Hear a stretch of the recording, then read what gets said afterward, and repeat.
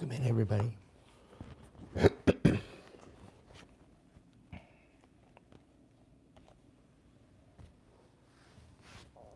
Thank you for joining me for tonight's Wednesday.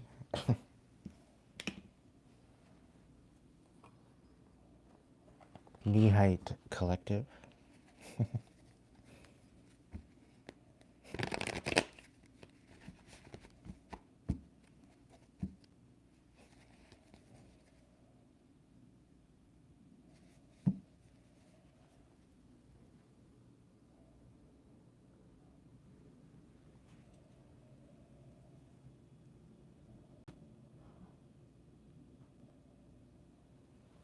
I'm not saying a word.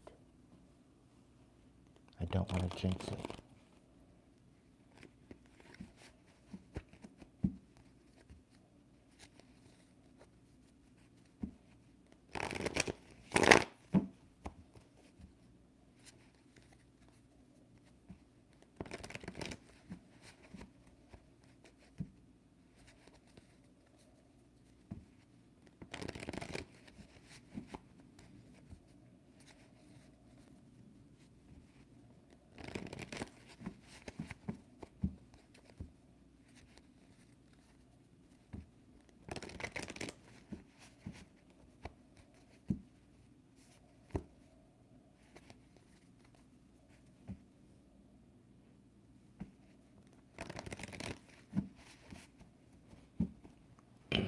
Great Spirit, guides, guards, protectors, angels, ancestors, divine light. Please be here to help me channel a message and protect me while I'm doing it.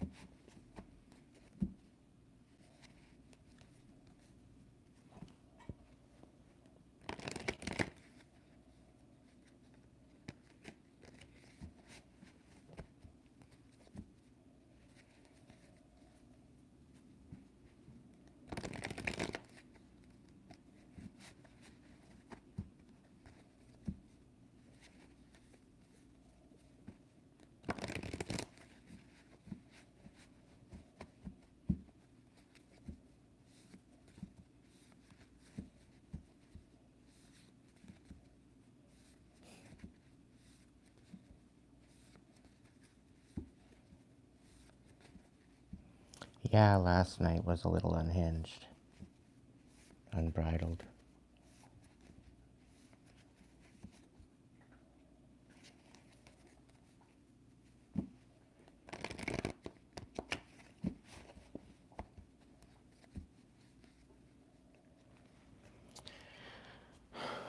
We got the Ace of Pentacles at the bottom of the deck.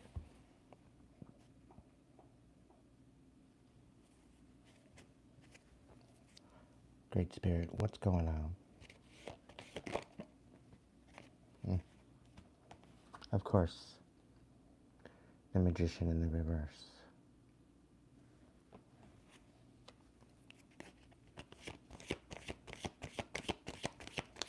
Pray, tell us more.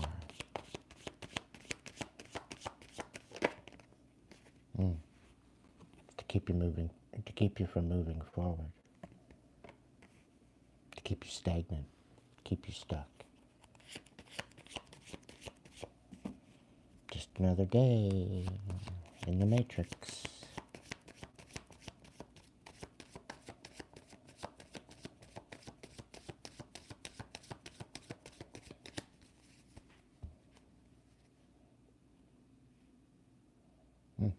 You know you deserve better.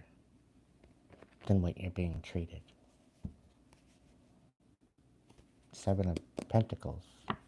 That you think everything you put your energy into is all for nothing. That's what they want you to feel. And they don't want you to walk away emotionally. And they want you to miss out. They're collaborating together so you miss out.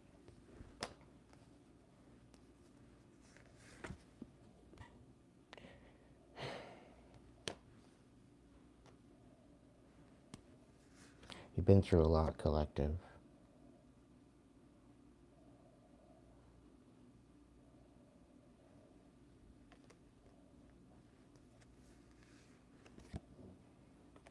You know there's a message of stability coming, and you know you're not all up in your head about it.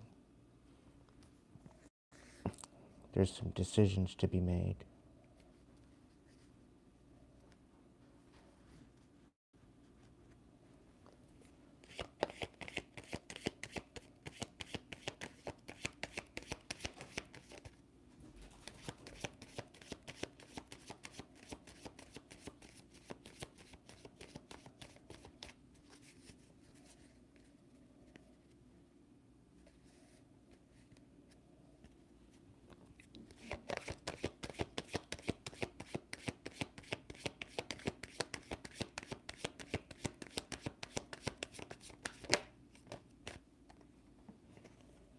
They want a reaction.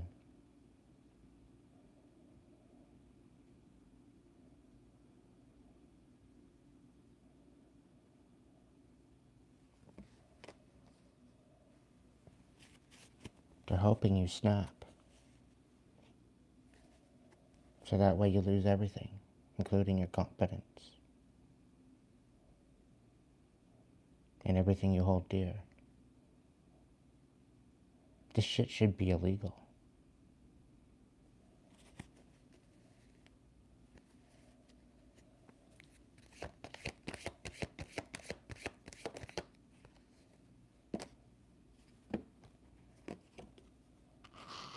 It's about making a judgment call.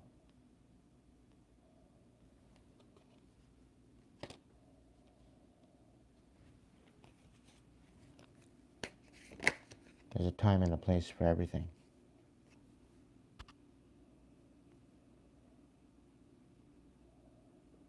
It seems to be all one-sided.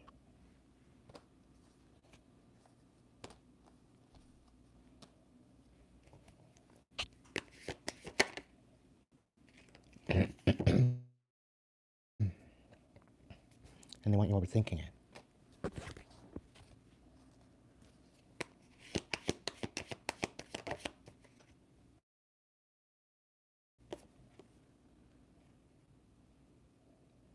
It's a no.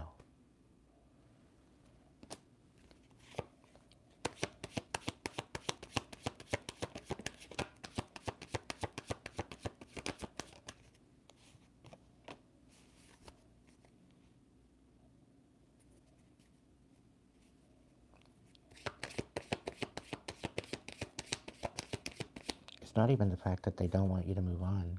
They don't want you to make a decision.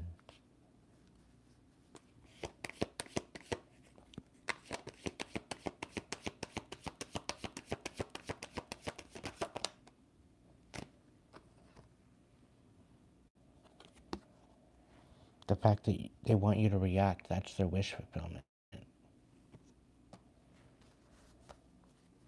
You're dealing with some really sadistic people.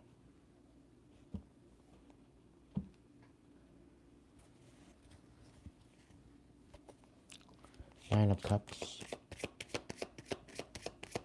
Clarify Nine of Cups. Yeah, Knight of Wands. Or Knight of Swords, sorry.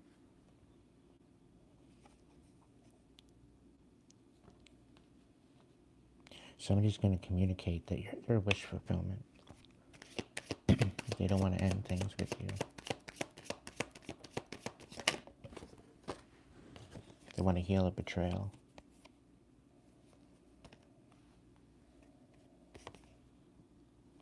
But they're all up in their head about it.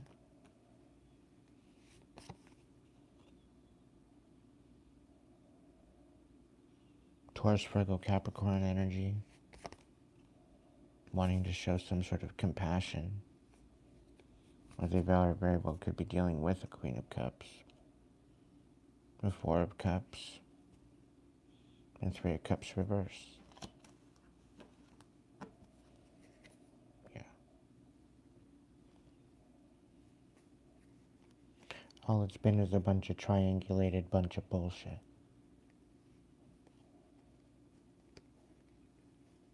The cards are basically saying you can't really trust anybody.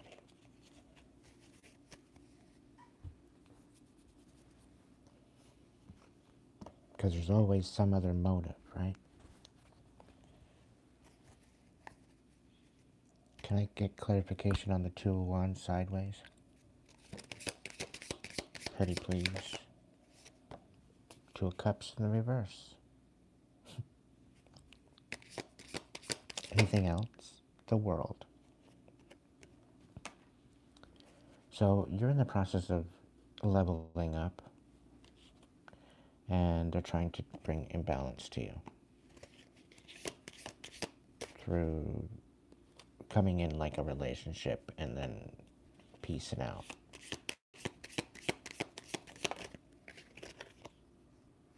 Strength. Five of Swords in the reverse. Page of Swords. So somebody wants to come in and reconcile with you, apparently. They don't want to fight anymore. Be patient. Keep being consistent, because you got a Six of Wands coming in. There's recognition here.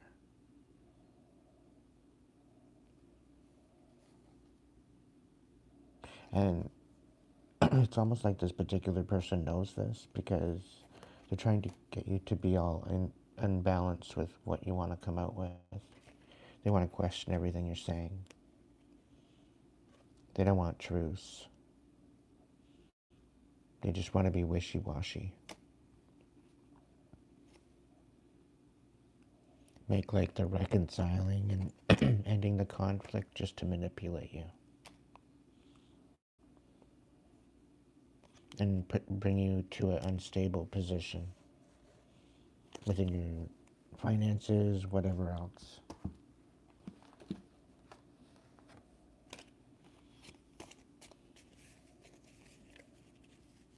But what happens when you have nowhere to go?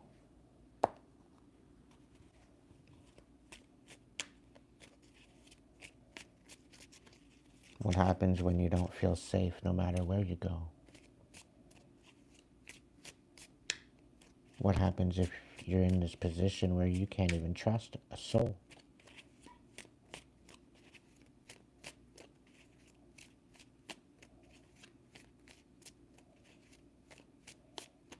You know how hard it is to try to move on after, you know, being totally shattered? And being able to trust yourself?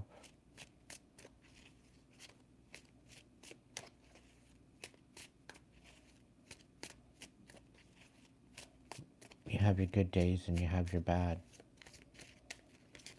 You have your days where you're confident. And then there's days where you don't even want to leave your bed.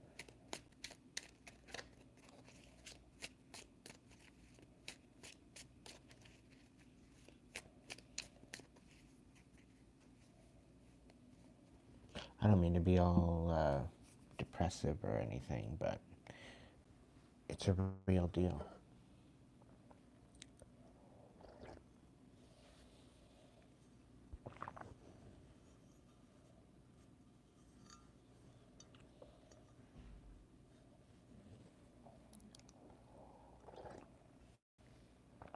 It's the fact that the current inflation right now is so bad. Okay? It's literally impossible to live alone unless you're you're working like 3 jobs in order to have your own place. Because you need to be making at least, what, 2-3 grand a month easy.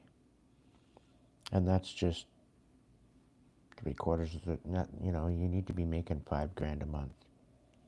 If you're not making $5 grand a month or higher, you're roughing it.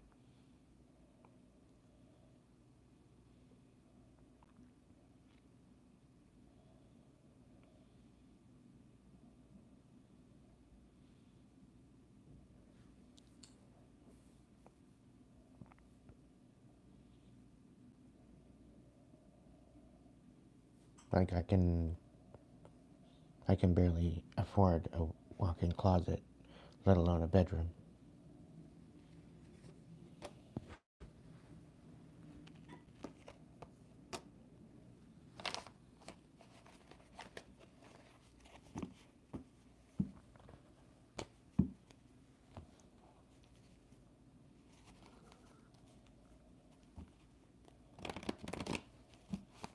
And then there's some people with houses that they have sitting empty. It boggles my mind. Somebody decides to feel bad and they start making little houses and the city tells them to stop. Like, other than my tribe, why the hell do I bother?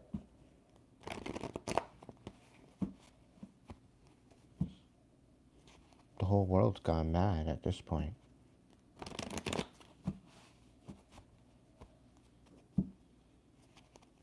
Like, I don't have my passport, so it's not like I can go travel the world anywhere.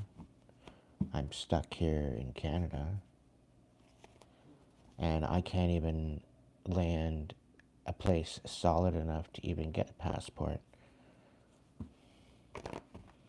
let alone have any type of mail or anything. I just get into a place and then I'm moving again. I just get into another place and I'm moving again.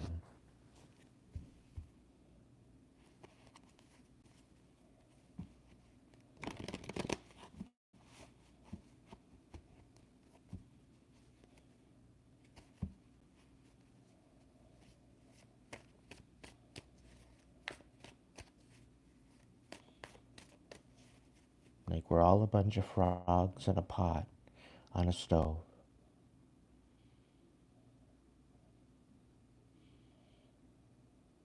And little by little, they just keep turning up the dial.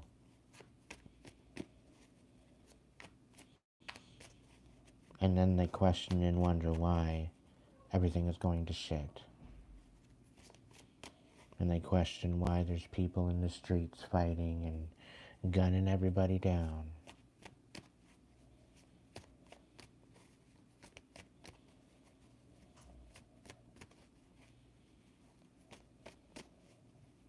I've only been here on YouTube for about a year, year and a half, I guess.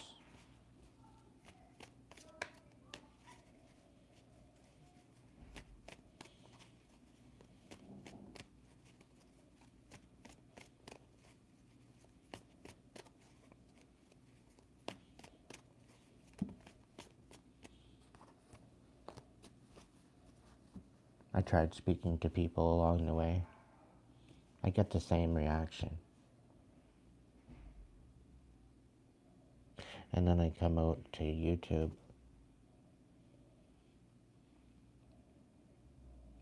It seems like absolutely everything I do, somebody's got to go in and like fuck with it. As if they have jurisdiction over my life.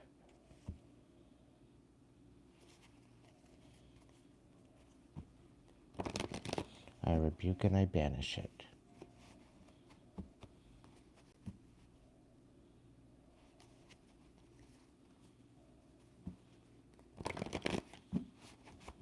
I feel like breaking some fingers.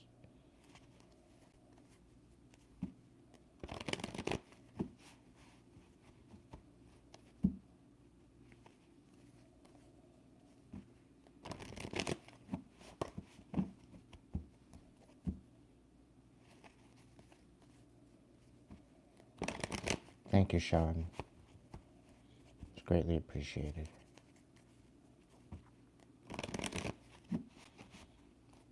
Collective, if you're in a process of having a lot of pressure, where your city or your municipal is making it pretty well impossible for you to live, whether it be expenses or the cost of living, investments, whatever the case may be.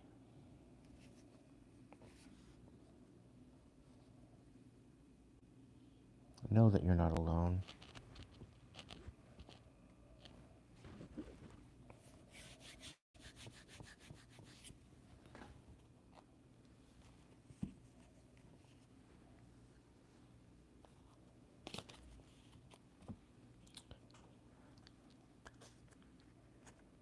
I constantly question myself and I ask, why do I bother?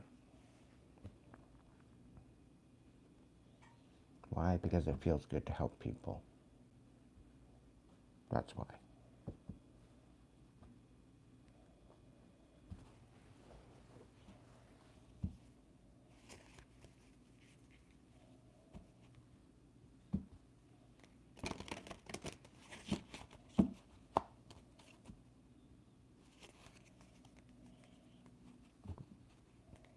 You know what's interesting?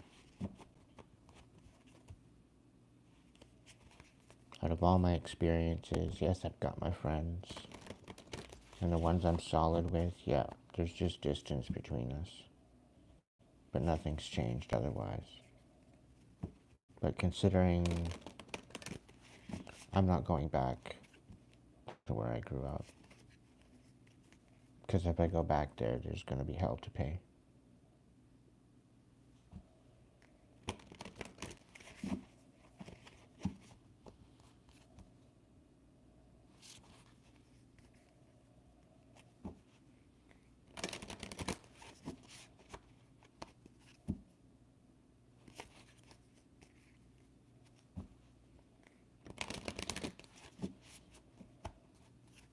So I think of where I could go, where I could put down roots. And then I get to the point where I think, yeah, as soon as I go to put down roots, they're going to find out where I am. And then they're going to continue to destroy my life, just like they have before. So even if I was to get, by some miracle, you know, a lottery win or whatever, and go ahead and put down roots, all the services are going to tell me to do is walk away.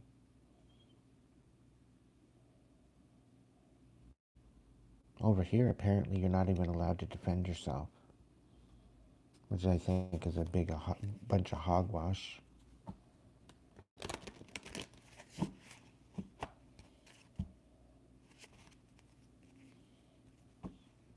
I talk about energy for the most part.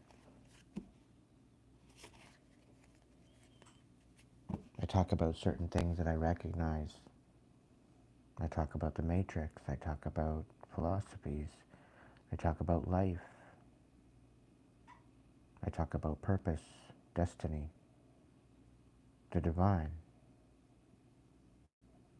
I talk about my own experience, my memories.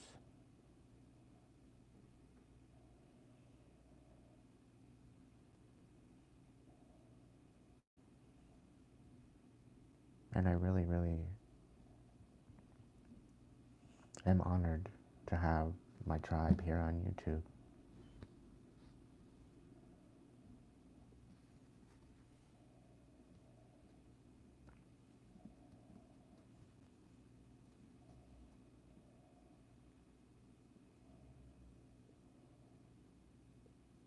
It's literally the only thing I have left at this point.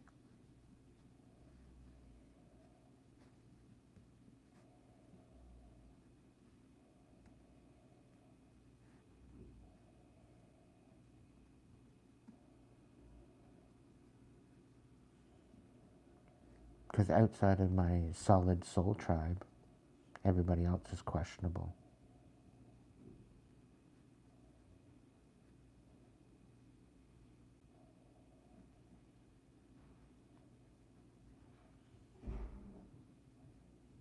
And it's rough after being through so much trauma trying to be able to trust yourself, knowing that you're making a good decision, and considering the fact that having people come in and gift give and weaponize it to sabotage me has been a thing in the past. It's very, very, very difficult to even receive assistance or help. So, to begin with, it's extremely difficult for me to even ask for help. And it's sort of kind of the reason why I did the YouTube thing, because I knew there was some sort of a monetization.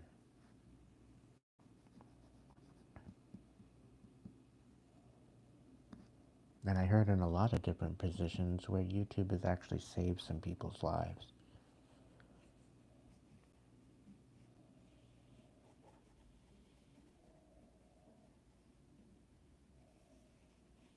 And not only people being able to make a difference in the world, the people they were making a difference made a difference with them too. By meeting absolutely every single one of you on a nightly basis, it's helping me to be able to trust others again. So just as much as I'm healing you, to some degree, you're healing me. Despite the trolls.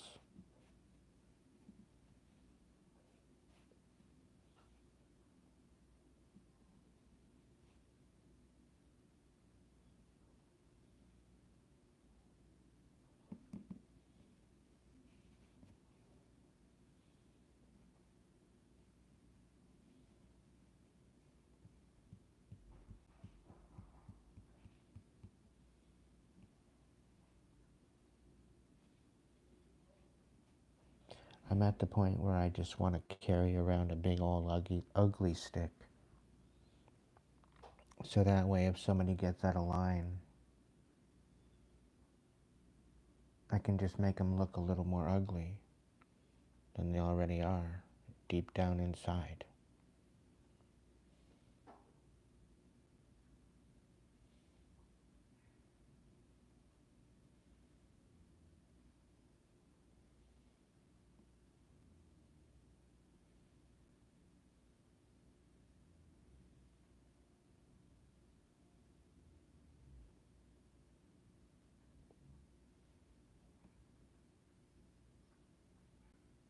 Like if it wasn't for my tribe, I don't know where I'd be right now.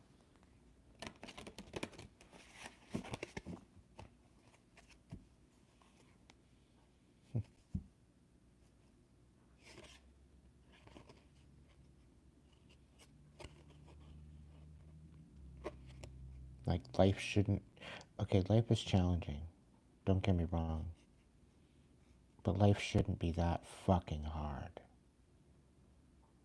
okay? For anybody.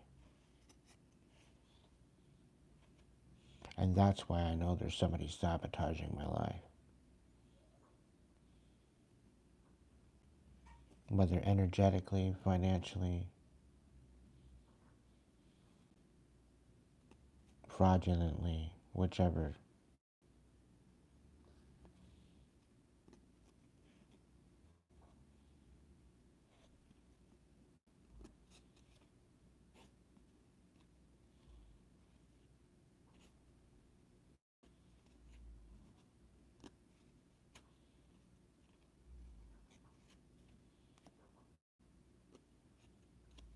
Mm.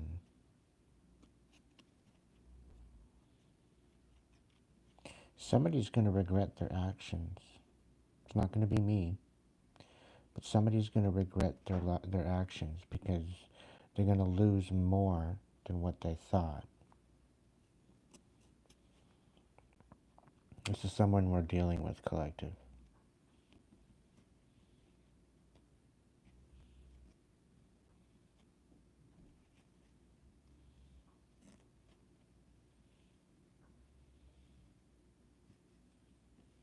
They've been playing with some energy that probably isn't the best energy to play with. They were misguided.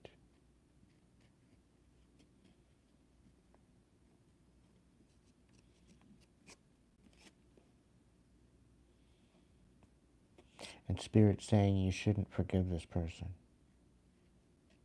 for what they've done.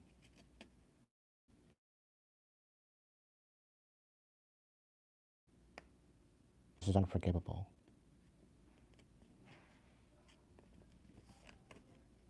And Spirit's warning you.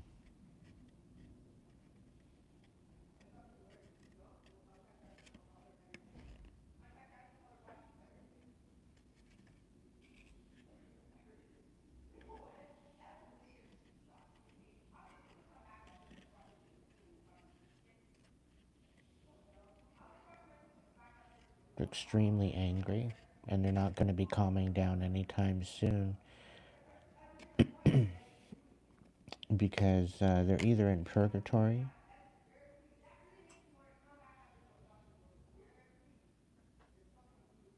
or,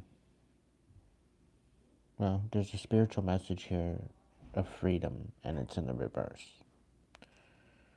So,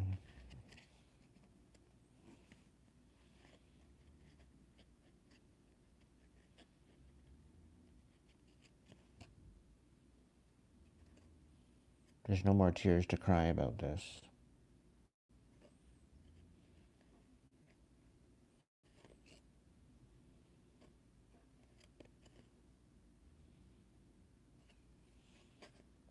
The message of guidance from Spirit is saying that karma will be balanced out.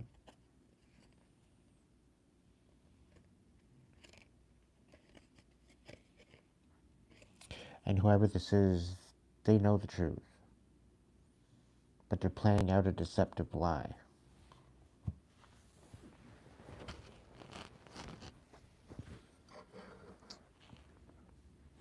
Not realizing they've trapped themselves.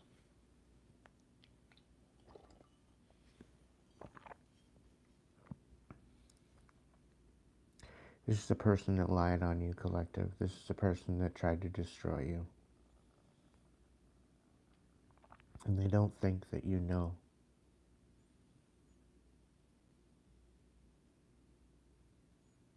They don't think.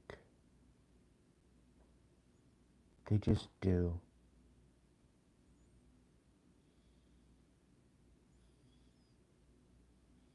And that's one of their biggest problems. Because had they had to have a brain to sit and think about something first before they did it, think about the repercussions, think about the aftermath, they'd understand that it's absolutely chaos. It's probably not in their best interest. But this is a particular person that doesn't have a soul.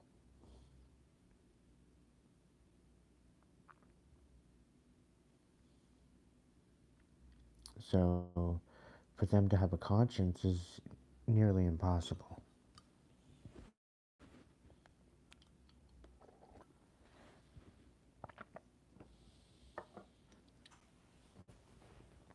I gotta say,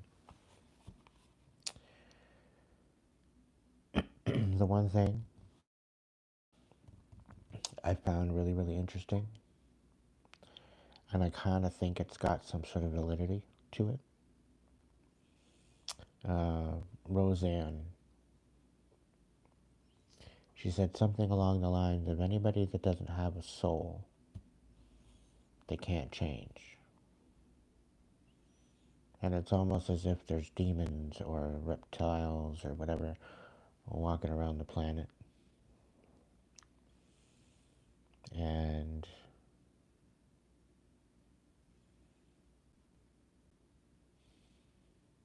I don't know, you might have heard the one that I'm talking about. Anyway, it's like the people that can't change or that refuse to change, these are like walking programs. They're just part of the stimulus, they're part of the simulation.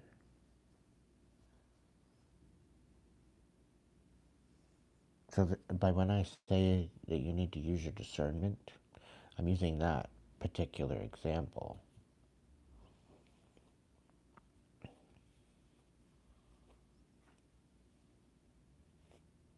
You got to know who you're helping, and you got to know who you're associating yourself with.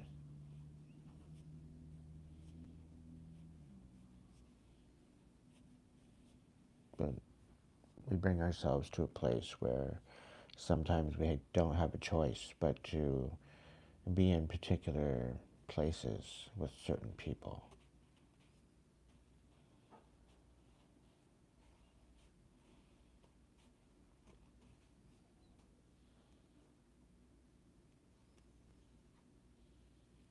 It almost feels like that's when we tend to have to fight for our life. Because it's almost as if they misunderstand us on purpose. Like, they can't wrap their pea brain fucking size of a brain around boundaries.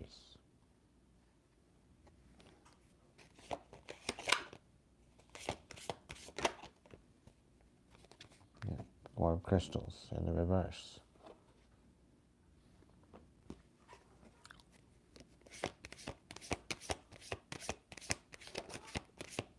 Trying to get you to lose control and not walk away.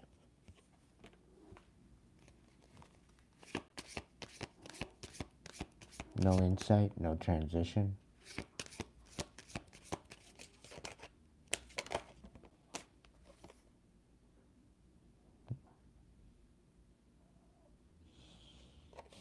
You're all up in your head. Nine of Swords.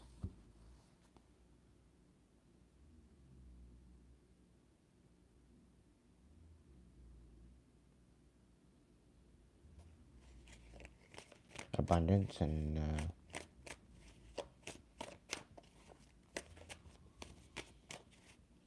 with the Ten of Cups.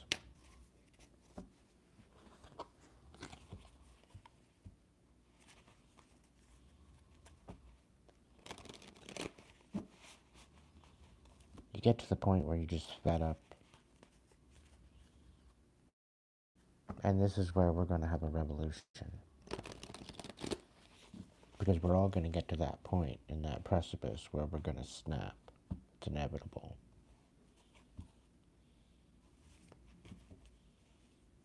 I'm either trying to get you ready for that, so that way you can act rather than react.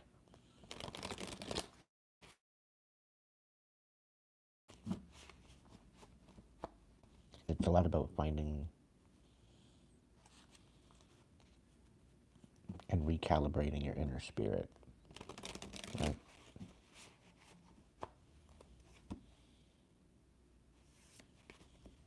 Considering the huge programs that have been bestowed and blessed upon the earth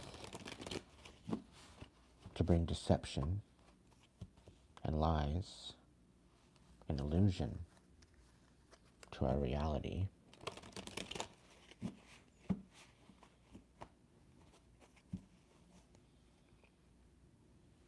We're coming to a precipice where that's going to change.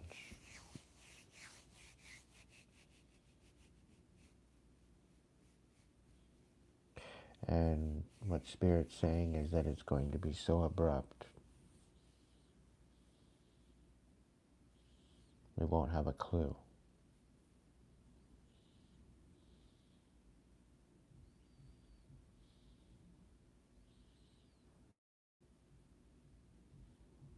Do you realize we're so hypnotized right now as a collective around the world that we don't know what to look at now? Now that the spell is over, now that we're awakening to the situation, we have no idea what direction to go in. So we have no other choice but to grasp onto the matrix that's crumbling. Like, I just started my YouTube. I got all my paperwork in, everything's fine. But come back around from this time next year, I'm going to need to do some sort of more paperwork, right? And to make a business, to expand what I'm doing here, to be able to do other things, to be able to support other people, to be able to build and make a network.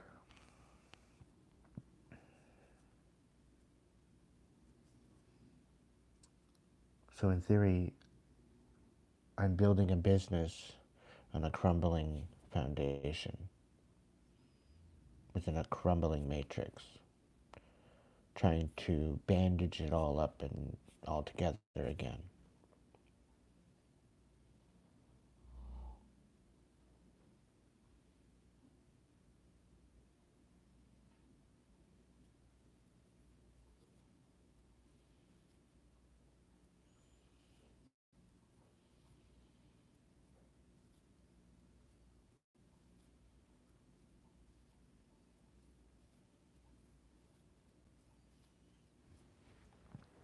If we actually understood the potential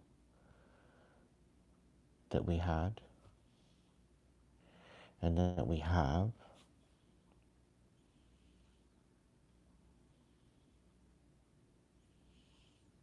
don't you realize we are what brings in that 5D world?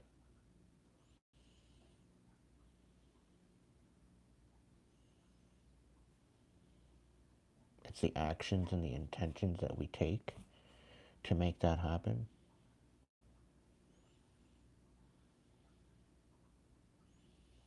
We can't do it without each other. It's a collective effort. And it requires us to believe in ourselves. It requires us to believe in our family and the people around us. That we're all here for the common good and the betterment of humanity.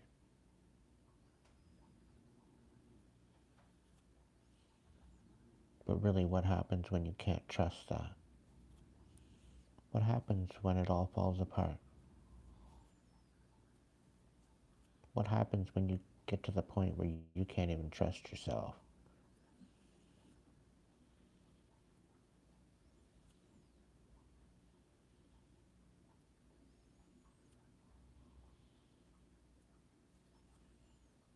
And I'm not down and out. I'm just in a very inquisitive kind of wisdom kind of mood.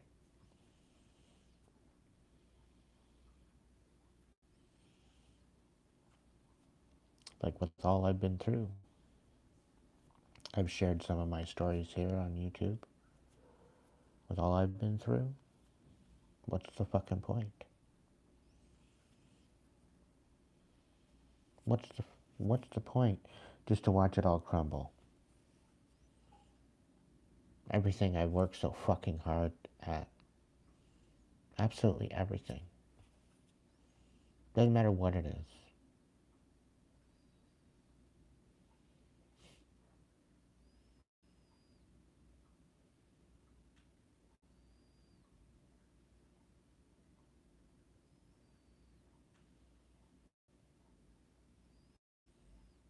It's either never good enough, or somebody's got a fucking problem about it, which at this point I don't care anymore. I really don't care. If I'm triggering you, you might want to sit and reflect on it. Is it something that you need to worry about? Is it something you need to worry about it with another person? You might ask yourself why I'm triggering you in the first place. Where is that resulting from? And maybe heal it. Because I bring up a lot of shit that people don't want to talk about. A lot of this is about the elephant in the room. The shit we're sweeping under the rug. That we're too afraid to talk about.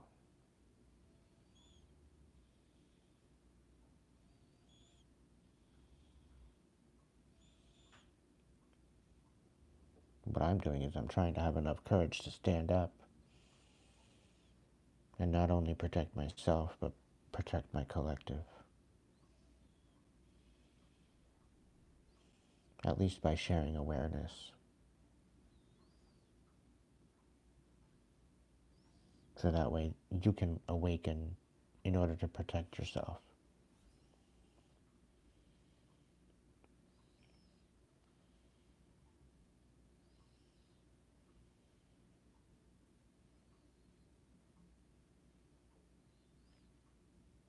Because otherwise I kind of feel helpless.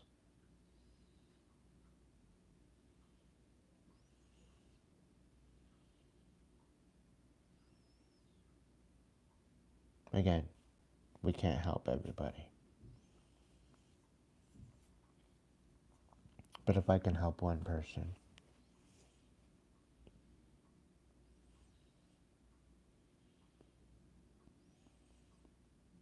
it's not to the quota that I want, but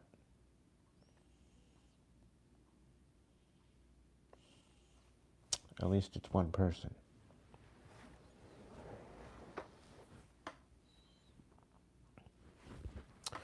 I'm giving a shout out to Maureen, to Mandy, to Shelley, to Mandy, to Patricia, to Colleen, to Sheila, to Little B, to Tara,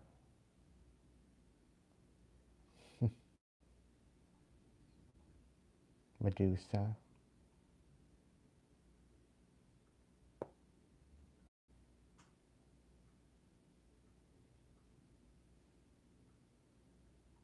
Michael,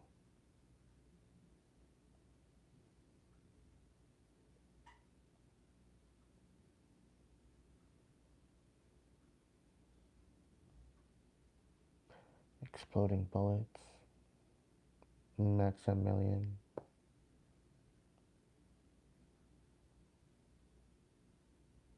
did I say Patricia? Smoking with Bree.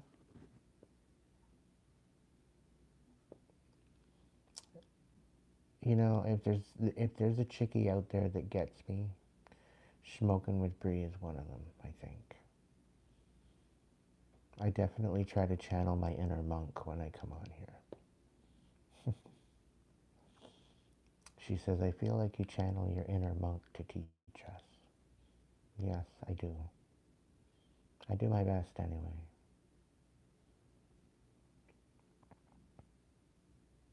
And no, I'm not trying to be all doom and gloom.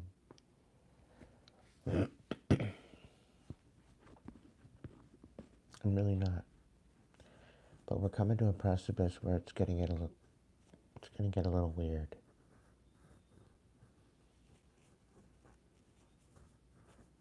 Some of us are not gonna like what's going down the pipeline. It's gonna get very uncomfortable. We're gonna have to brace ourselves.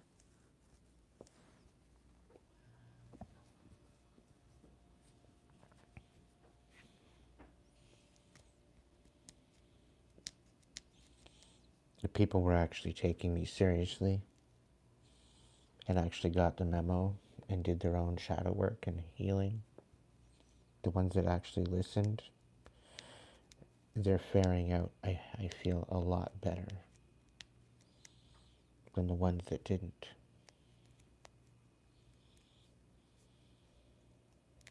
Is it tiring? Yes. It's downright debilitating. You know how many times I went in and I reflected and I did my shadow work and I did it in a victim mentality perspective? It took me multiple upon multiples times the multiple, whatever.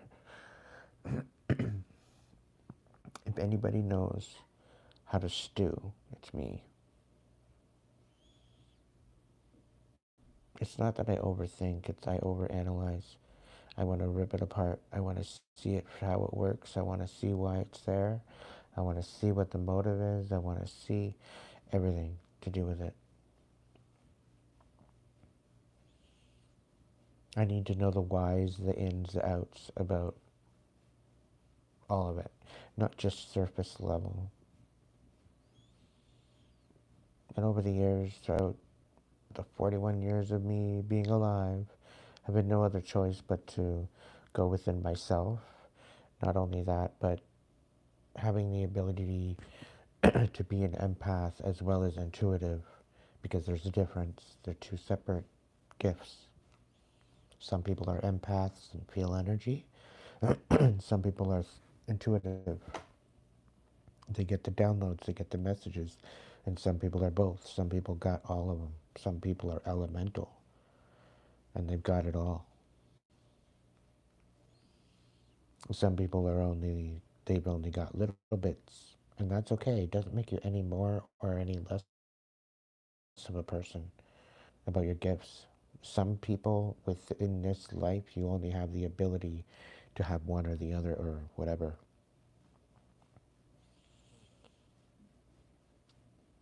So when you tap into your gifts and you think, oh, well, this one's lame, you know, like, this is a lame gift, it's going to save your life one day.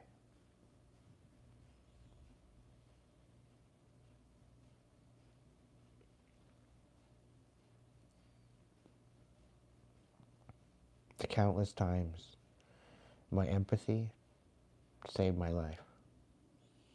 Countless times my intuition saved my life.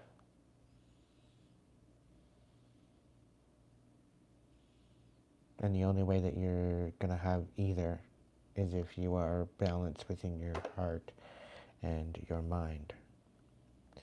And this is represented by the Lover's card, or the Two of Cups. You first must be in alignment to love yourself and have self-worth.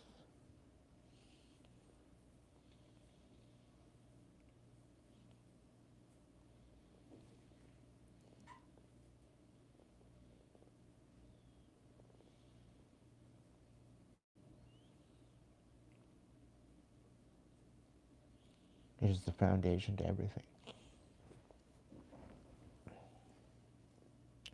Self-worth, self-love, self-forgiveness, and integrity.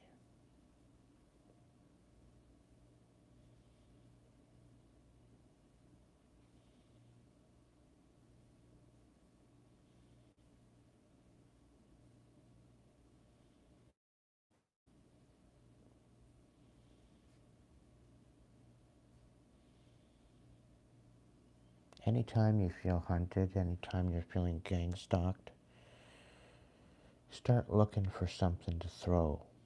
Start looking for something to pick up. And this is why I say carry a big old ugly stick with you.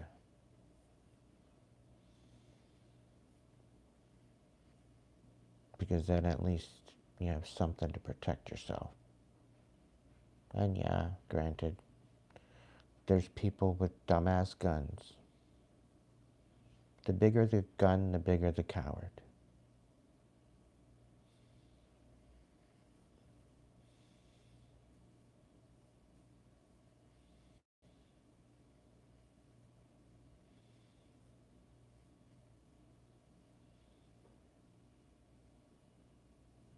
A true warrior only needs their hands.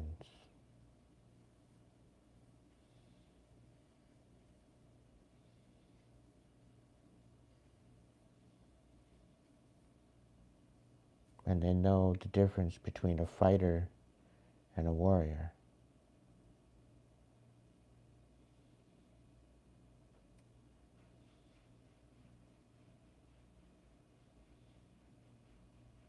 A fighter just fights to win, to impress people, for status.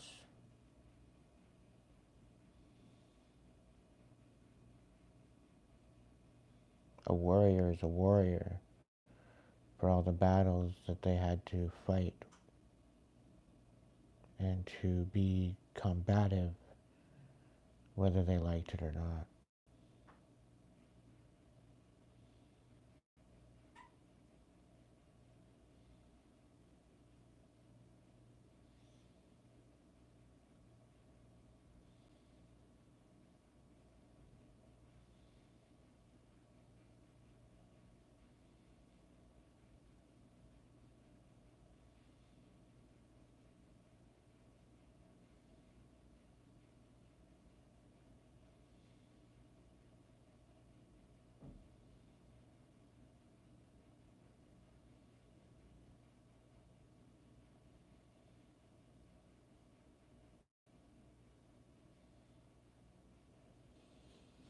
That doesn't surprise me, Mandy. I'm absolutely disgusted. Then again, they've been making some pretty big busts drug-wise. I would hope they're getting the drugs off the street. At least that's what it seems like in the media, which I'm quite impressed.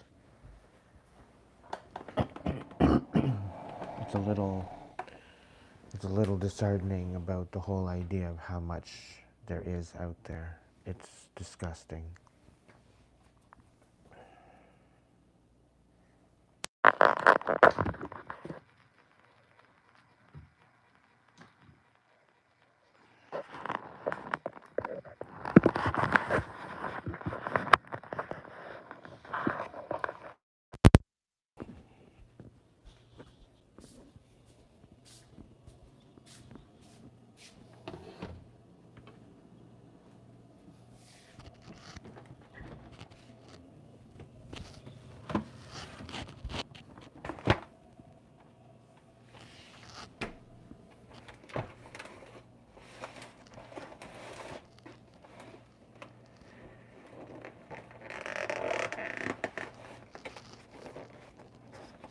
Really.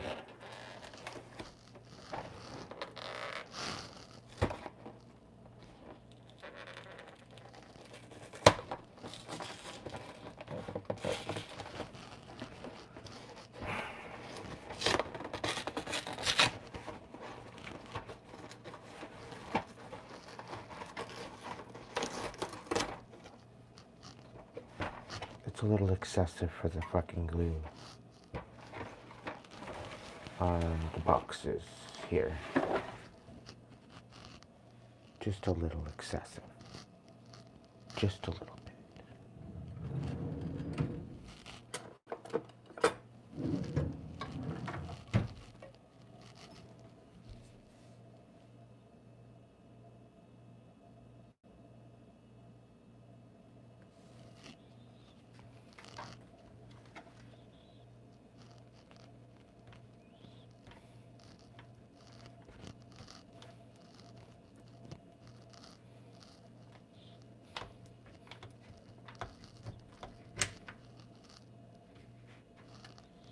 There's a lot of people that need to remember why the hell they're here.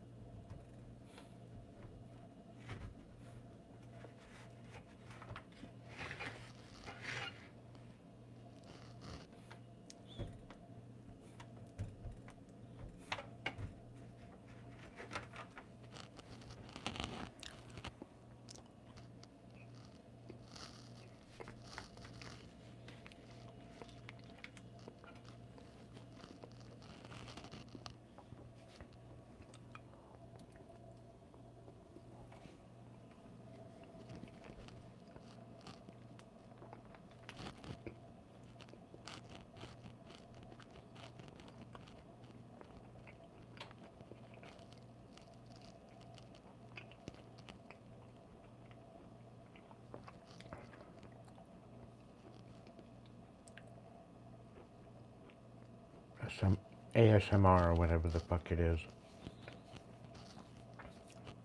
Eating a piece of pecan pie.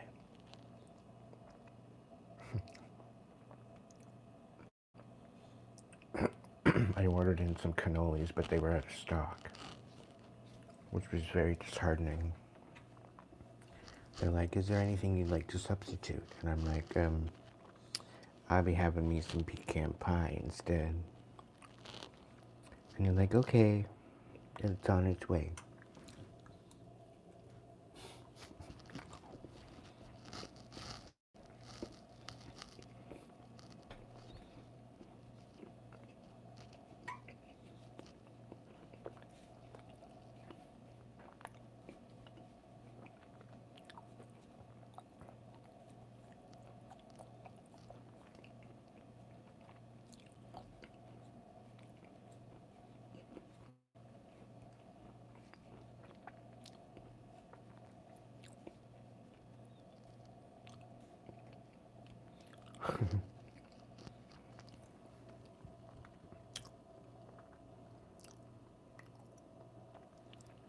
There's nothing quite like pecan pie, I must admit.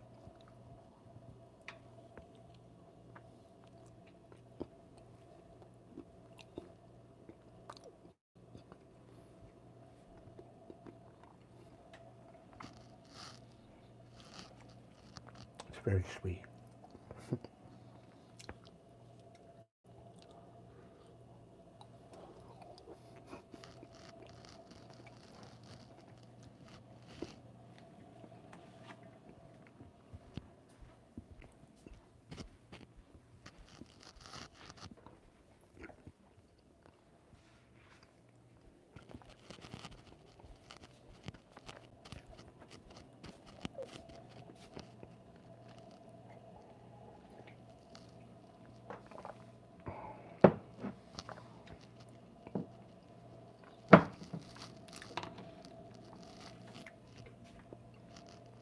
The coffee tones it down quite a bit.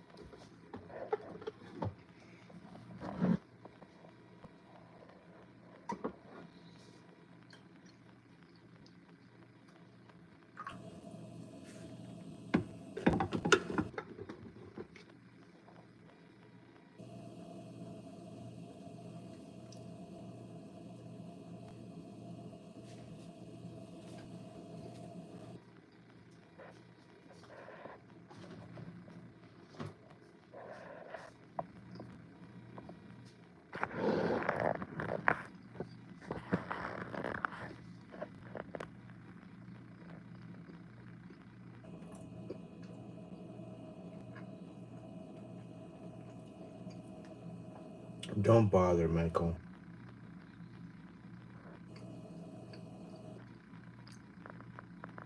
Everybody's got everybody in the department's got their hand in the other one's back pocket.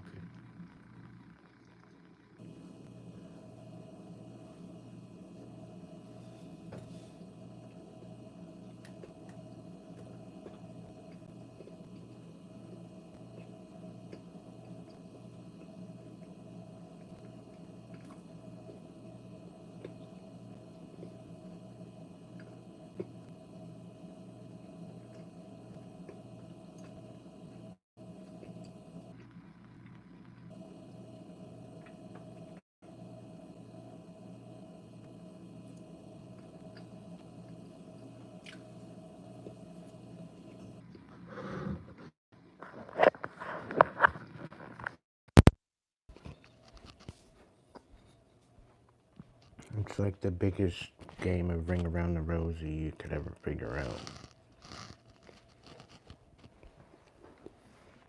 But eventually they all fall down, right?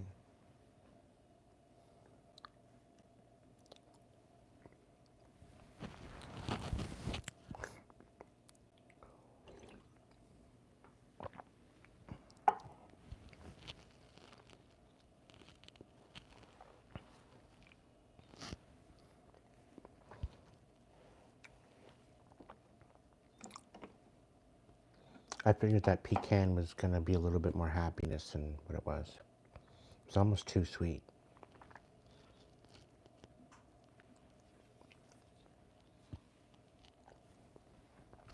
It was almost like, but then again, it wasn't the cannoli that I wanted.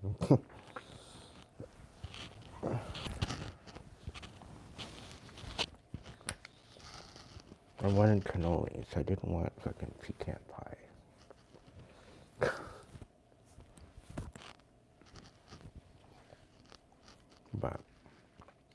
guess you got to take the good with the bad. But the bad wasn't really bad. It was still pretty good.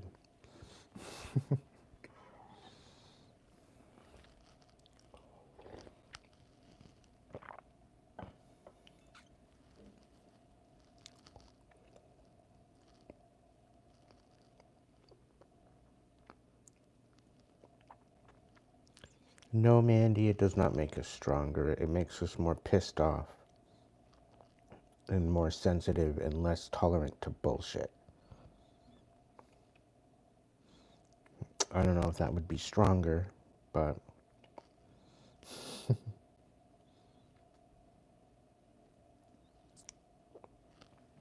it's either you turn into the warrior that you need to be to protect yourself and show up for yourself, or you sit there and submit to it.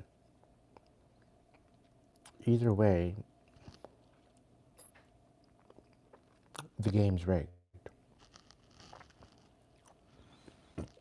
Whether we like it or not, the game is rigged.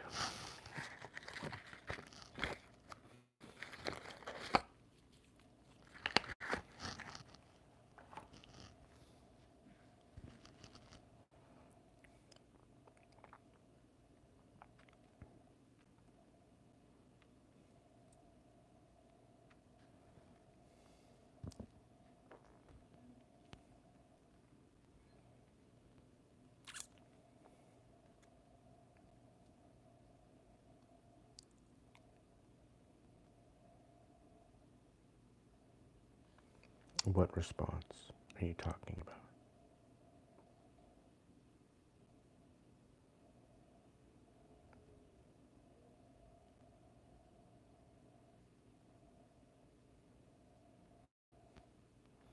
Spawn was a pretty good movie, I must admit.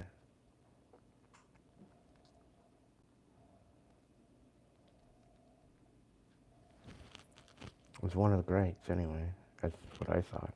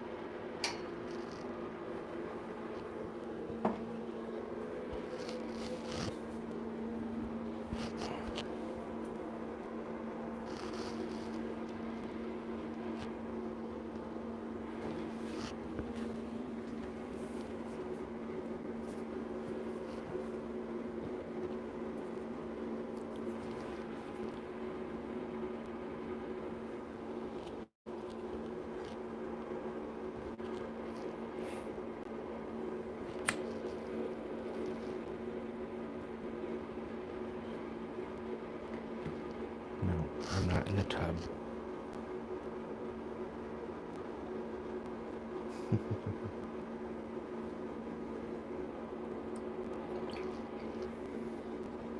Smoking in the boys' room.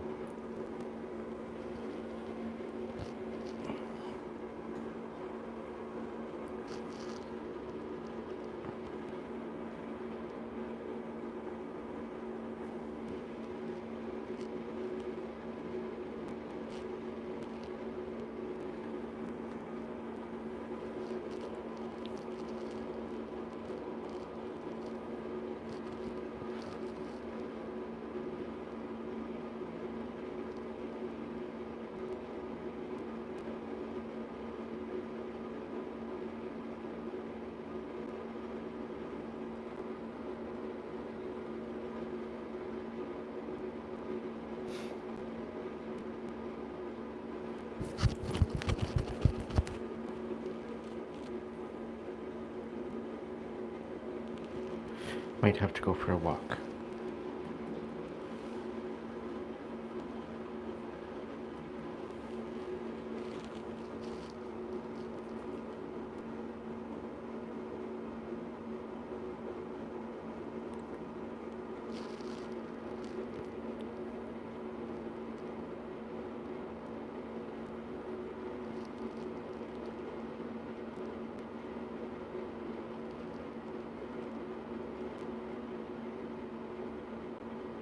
Oh yeah, Mandy, that's being tested alright.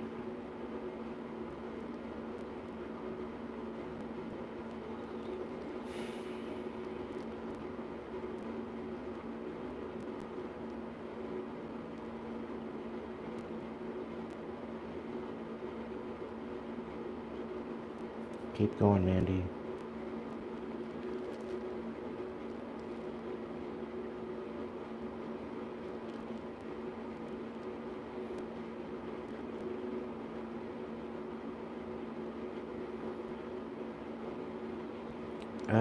I wouldn't go that far, Red Room. Maybe diversity.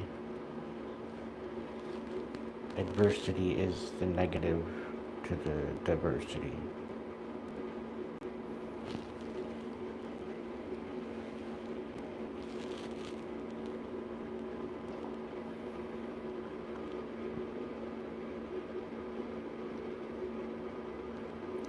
We all have our good days, we all have our bad, we've all got our stormy days.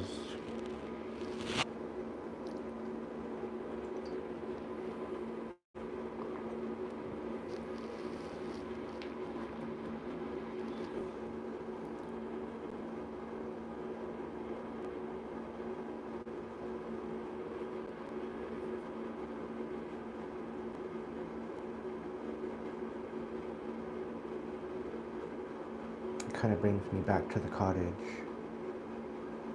with how beautiful it was, how magical of a place it was. But it was a facade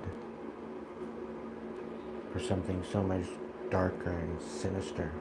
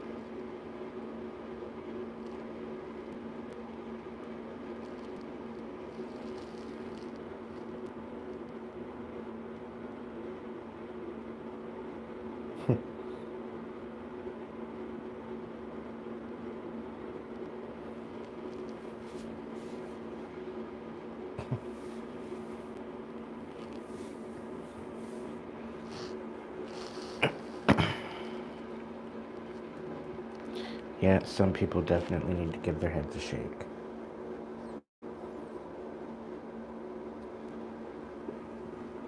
That is for sure.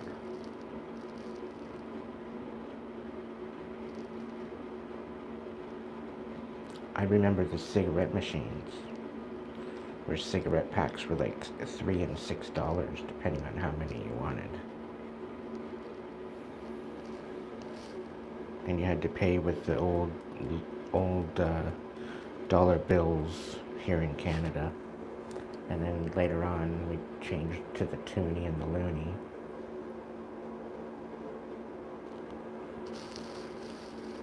Thinking that that was going to save a tree or something.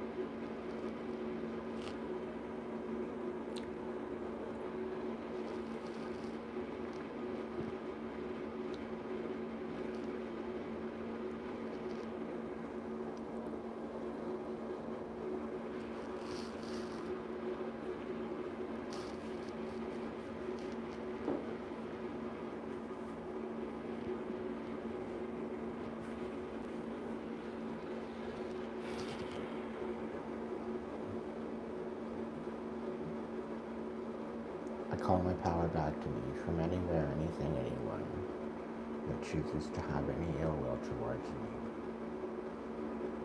That includes evil eye, that includes any type of negative magic, or any magic for that matter. Let it all be transmuted to prosperity, healing, and clarity. And let any ill will or ill intention be automatically sent back to sender. Whoever it may be. Let it stick to them and haunt them and never let them sleep.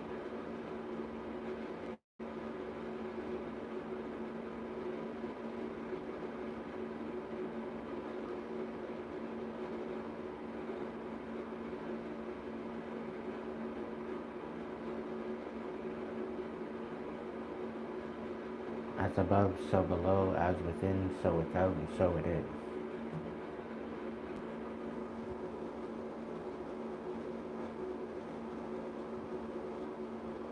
As I call my power back to me, I also cut any cords that no longer serve my highest good.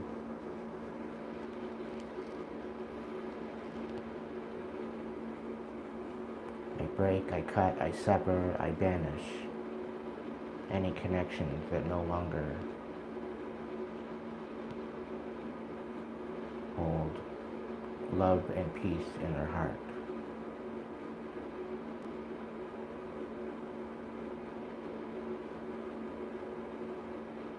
Only those that ride with me can vibe with me.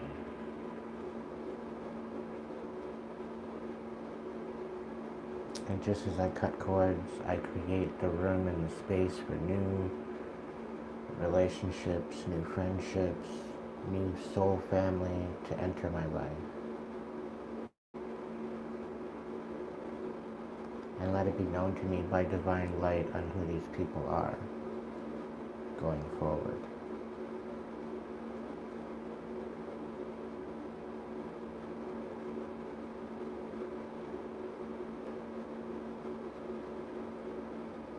Ashe.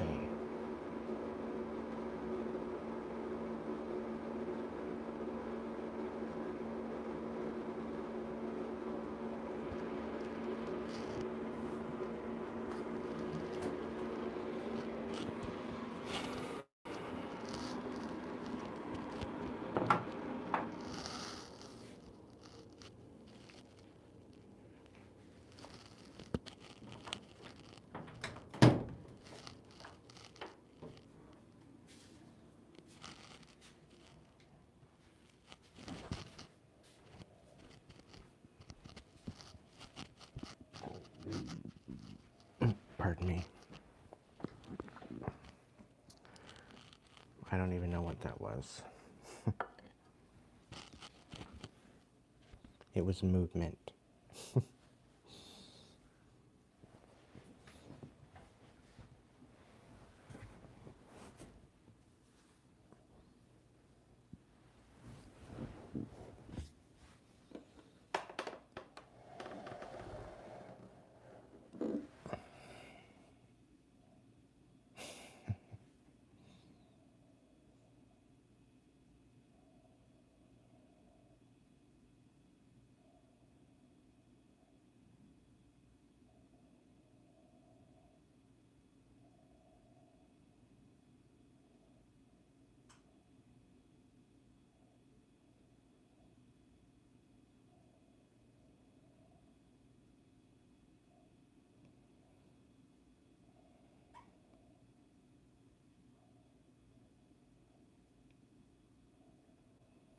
Yeah, that's insane for cigarettes.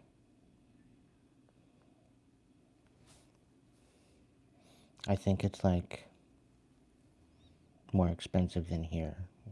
As far as I know, I think it's depend on what you're getting, whether it be native cigarettes or the regular cigarettes.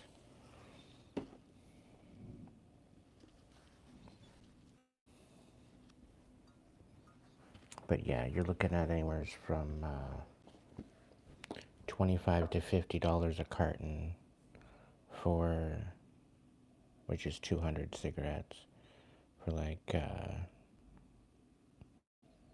what, $50, $25 to $50 a carton. And then for tailor-made, you're looking at anywhere from $100 to $150 a carton.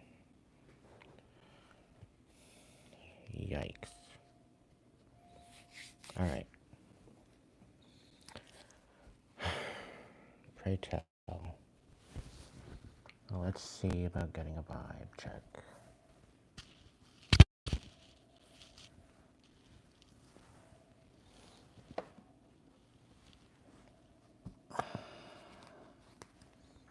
Guess I can turn that a little different.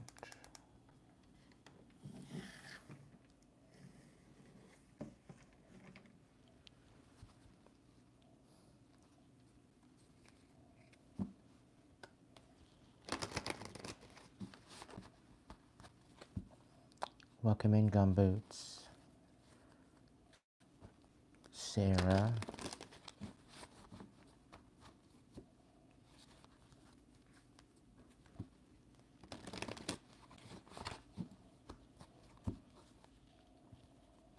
Yeah, somebody doesn't want to face the consequences of their actions.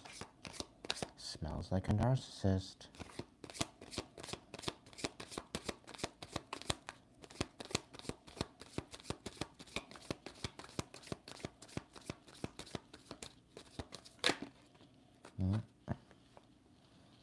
They don't want you sharing wisdom either, or nurturing or mentoring anyone.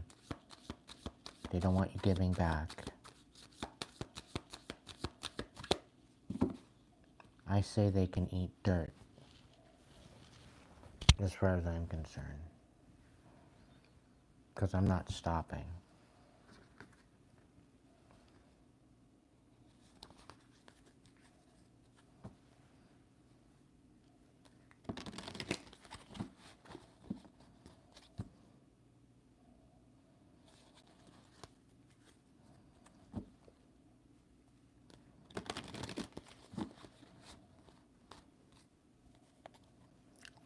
What's the scoop? They're getting karma anyway. They're being held accountable.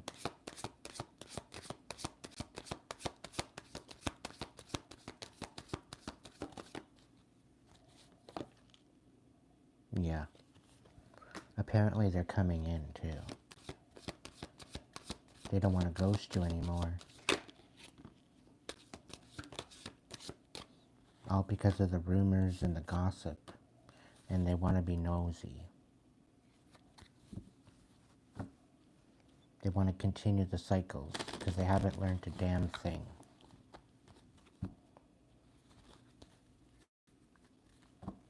They made some bad decisions, got into some bad addictions.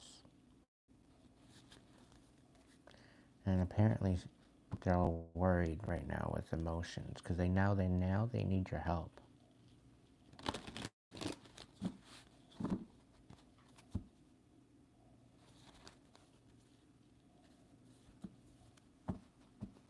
They're being very cautious, they're very paranoid, they're insecure, they're guarded. So all this feeling of you maybe wanting to isolate, it's not even your energy. They've been projecting it on you the whole time.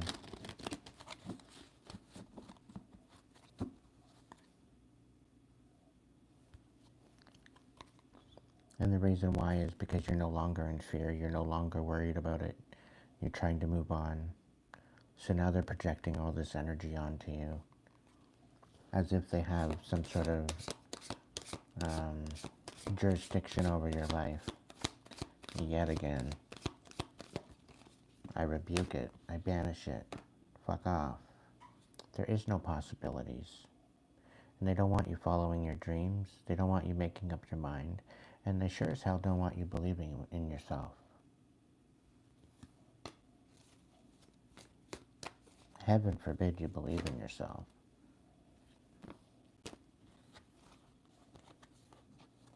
You're getting the last laugh though, collective, because you're in your divine energy. And they can't even match you, let alone compete or compare with you. Isn't that something? Isn't it ironic? Don't you think? A little too ironic. Yeah, I really do think. It's like rain when you're already late.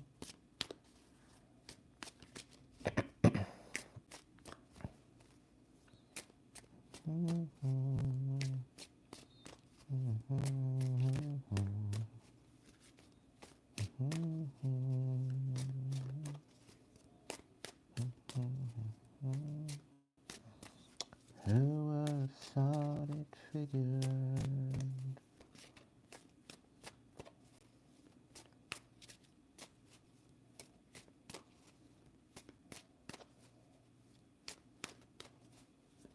Animal whispers, give us some hope, will ya?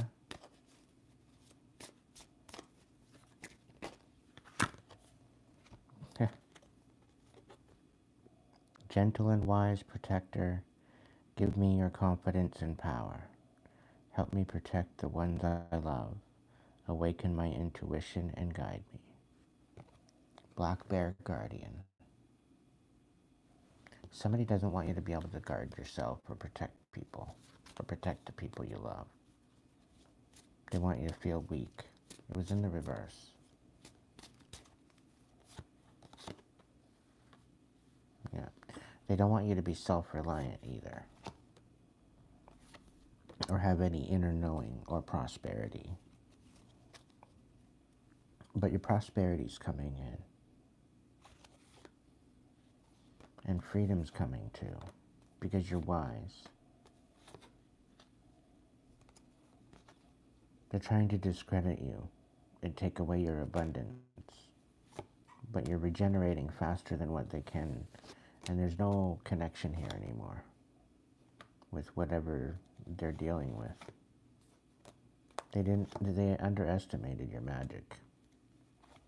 You have luck on your side, whether you have a community around you or not. You have luck on your side. You're an old soul.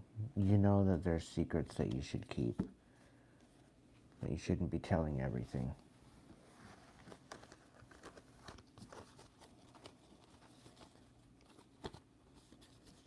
In a world full of the crumbling matrix, I've been trying to bring hope to the world.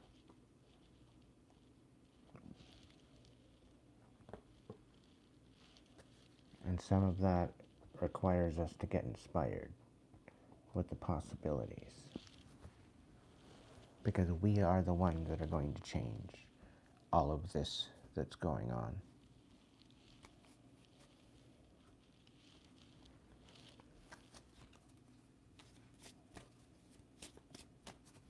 Dragons, you got a message for us? Thank you. Dark blue galactic dragon helps you to listen to the voices of the universe.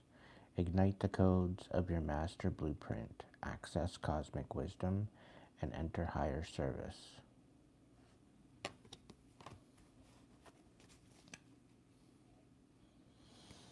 Blue dragon from the Pleiades, prepare you to accept source healing. Accept a heart activation. Give and receive heart healing.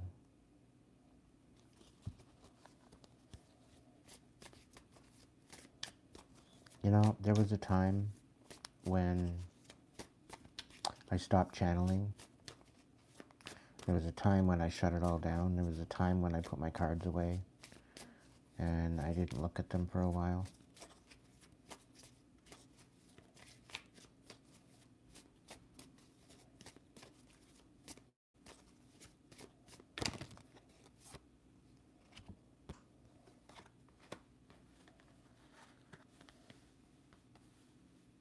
Mainly because I got sick and tired of seeing what I was seeing.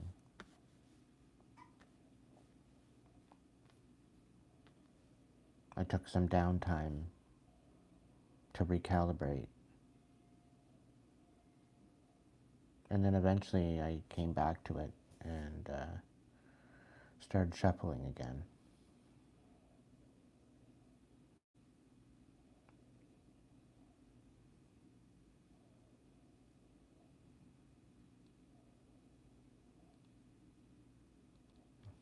I must have put them away and brought them back out 3 or 4 times over my life.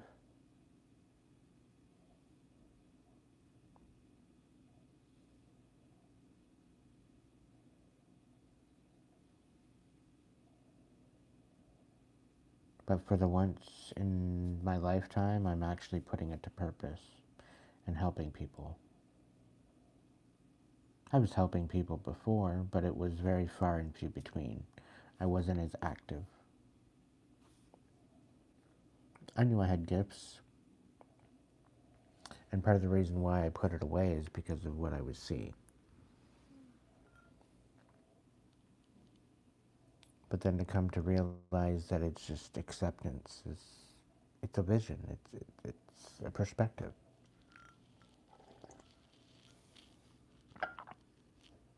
And I'll tell you, I wouldn't wish it on my worst enemy to have these gifts. In order to receive these gifts,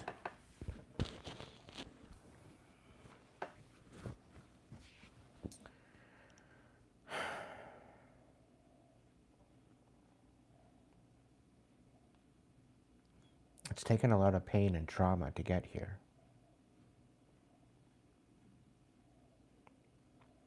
So if people think that I'm too good for them, or I'm too good for anybody, or you think that, I've got the stupid ass God complex, like, no. Some people think that I'm the second coming of Christ. Some people think that I think that, and it's like, you're totally misunderstanding me. Earth angel? Maybe. Chosen? Maybe. Starseed? Maybe. But I don't claim to be God. I allow source energy to come through me and channel through me. It is the essence of life, and it's probably one of the only energies I can trust.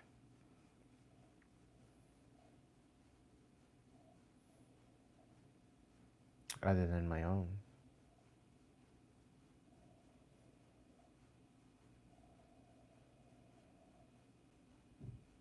After being abused all my life in many different ways, whether it be physically, financially, sexually,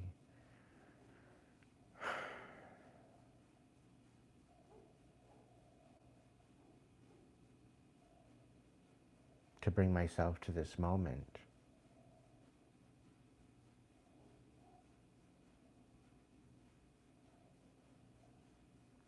And to come to realize this was done by the people that I was supposed to trust.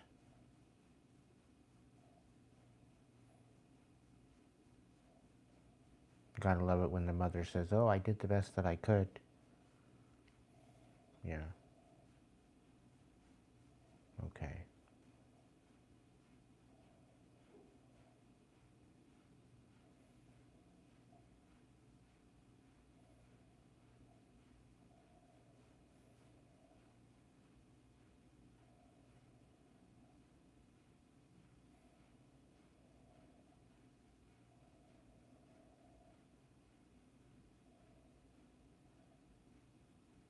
To being told to go in my room and strip down and wait for the belt.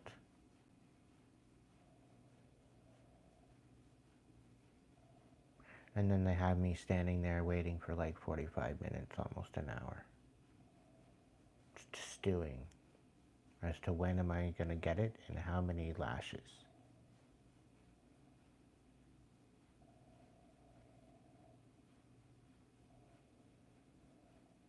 And I don't even remember why. It wasn't life-threatening. It's not like I needed a beating or anything. I wasn't that bad of a kid.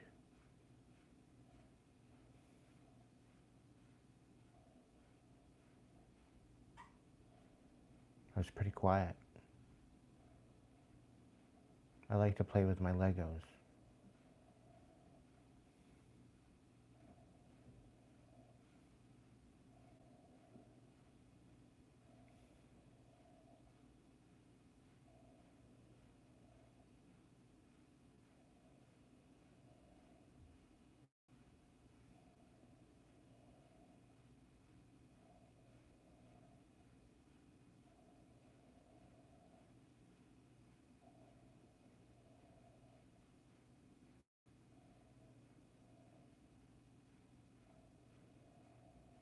How is someone supposed to love again when the love that they received was weaponized?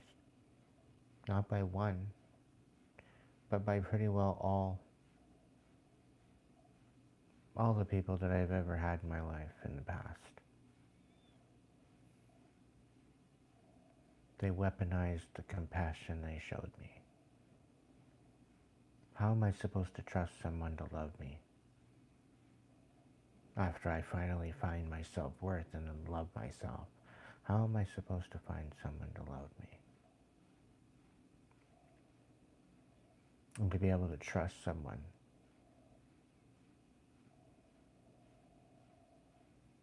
to be honest and truthful. People wonder why I'm celibate.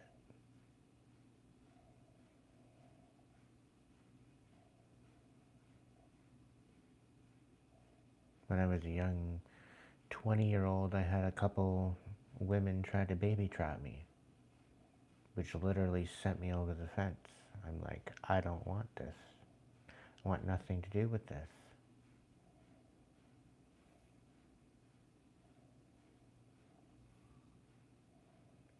I'm having a hard time taking care of myself. Why would I want to bring kids into the world?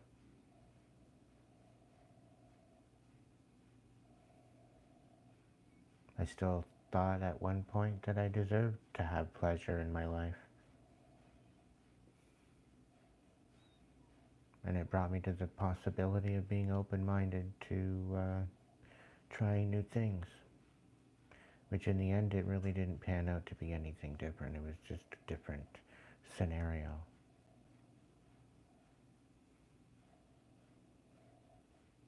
So no matter what side of the fence you're on, it makes no difference. Then I come to the conclusion that it wasn't the fact of if it was a masculine or feminine, it was just energy.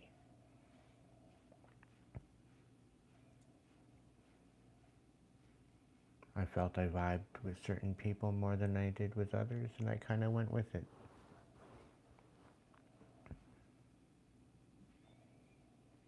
It seemed to work out for a little while, and then the vibe changed.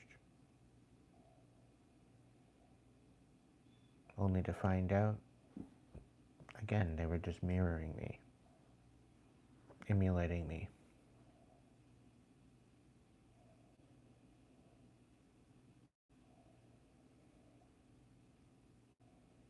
All these years trying to be a people pleaser, trying to help others, trying to be there for others, trying to be of service.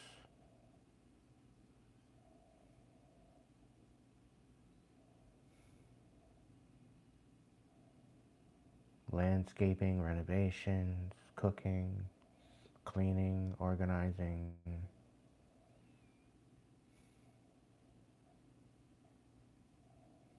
customer service, tech support,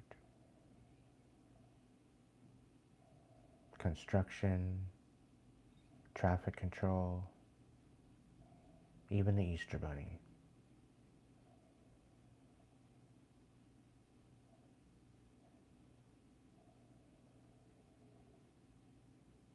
If you would have asked me, 10, 20 years ago whether or not I wanted to be a creator,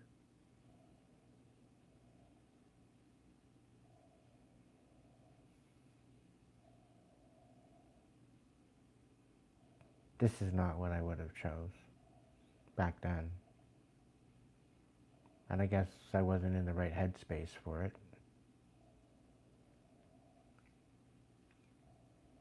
At that point, I was being bombarded by chaos. I would just get settled in one place and I'd have some sort of chaotic mayhem, chaos end up ensuing, and I end up having to pick up and move again. It's been an absolute constant. Even back when I lived with my mother, we were constantly moving, trying to get away from my father. That even paid for a private investigator to find us, because all he wanted to do is spend time with his children.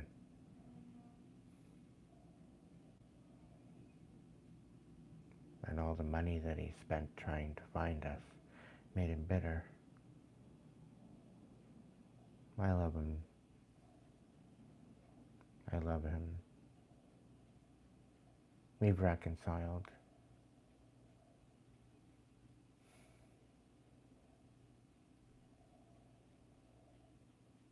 But we live totally different lives. We're two totally different people. And we both like our space.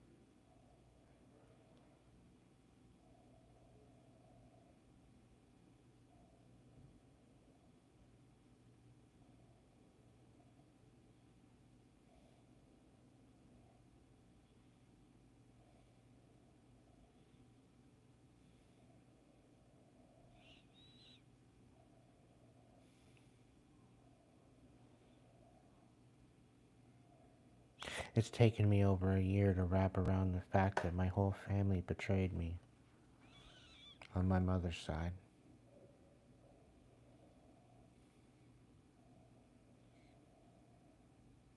And I didn't ever think that that was the case. I didn't ever think that that might have been possible. Growing up, I always thought of them to be pretty solid human beings. Or so I thought.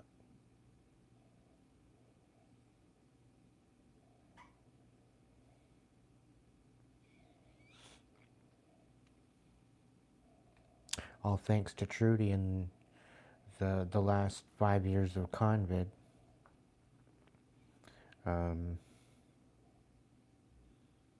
It really opened up my eyes.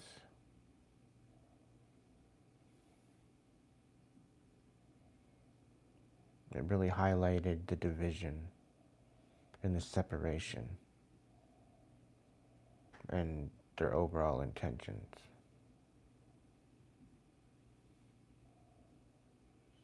I've always done my best to be sincere, to be honest, to be transparent. I didn't think I was going to be betrayed. I didn't think I was going to be lied to and deceived. And people wonder why it's so hard for me to trust people. If you can't even trust your own judgment, if you can't even trust your own family, who can you really trust? And then I've had these odd occurrences where I've had strangers treat me with more respect than my own close-knit family does. It's oddly unsettling.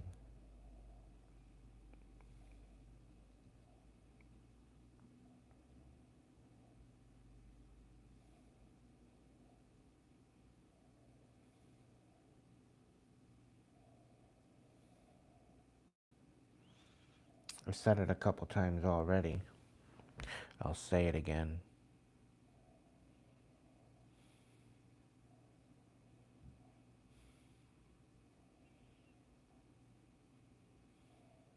I'll rip a fucking demon's eyes out and its face off before I ever sell my soul.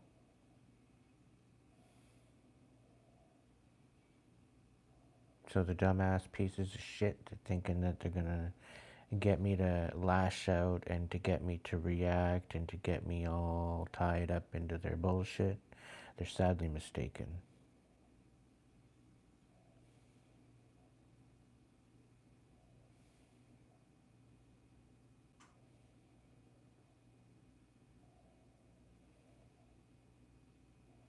And again, the difference between a fighter and a warrior: a fighter fights to win, and a warrior fights to survive.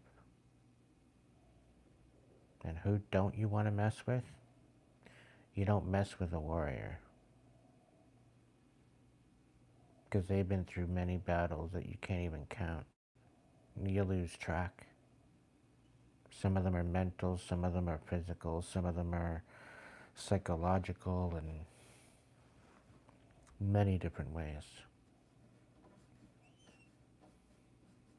A lot of the fight is within your own head, your own mind, your own heart.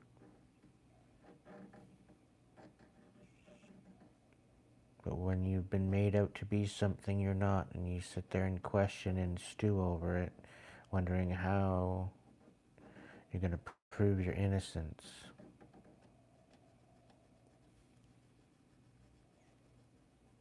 when the people that were supposed to stick up for you and protect you are finally ripping their masks off and coming up against you, what do you do? Who do you count on?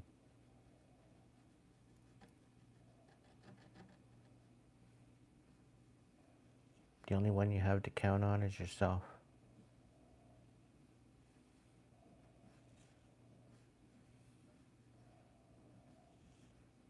But any time that I ever wanted to count on myself and I had no one else, the one thing that always showed up was the divine. It was always there to show me some symbolism, some messages to keep going, to stay focused, to be patient, to be humble.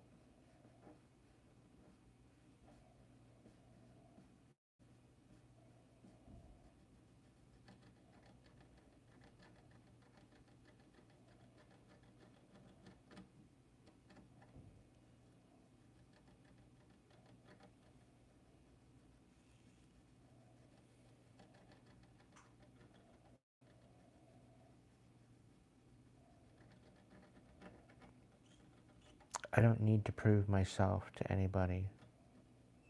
And when I come on here, it's not about validation. It's not about getting the admiration or whatever. Like, I'm very honored. I'm very honored, and I'm very, very thankful, filled with gratitude.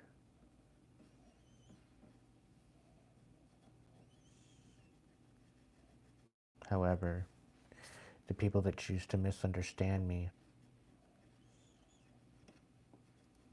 on purpose, I guarantee you, you're in for a rude awakening.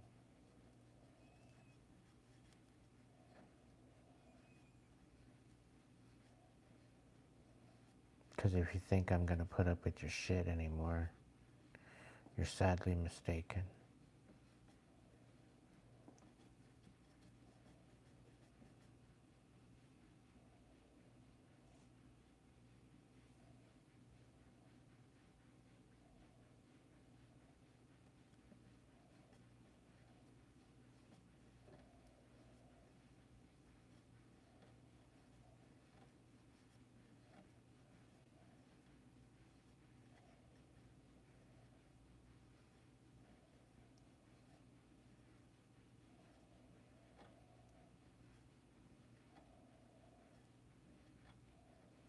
Who are you talking to, Michael?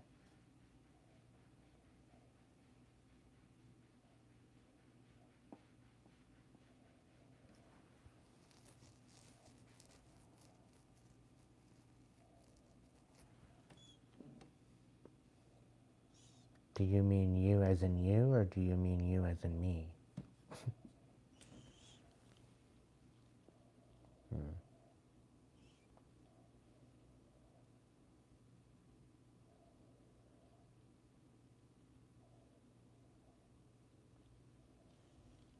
Hmm.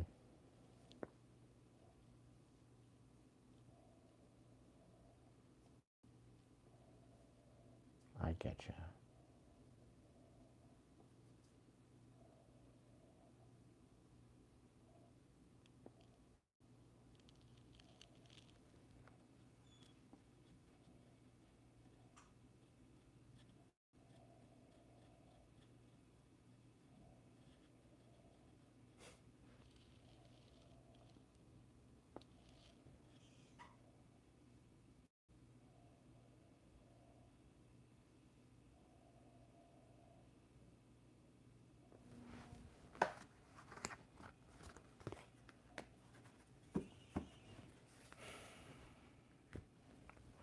I don't know. I'm a little scatterbrained. I'm more into channeling this evening than working with the cards.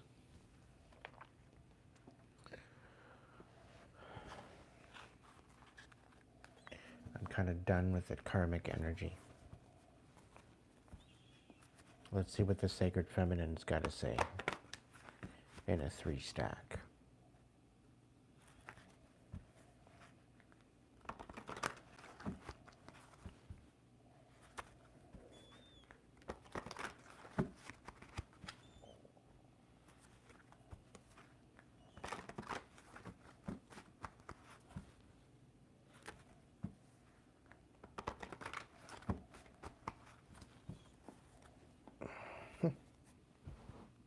War and Peace at the bottom of the deck.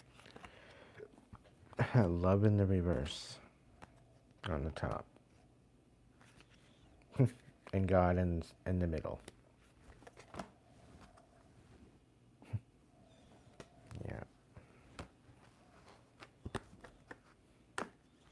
Just goes to prove that God is within you. Source energy. What's going on, angels? Tell me something good, please. My goodness.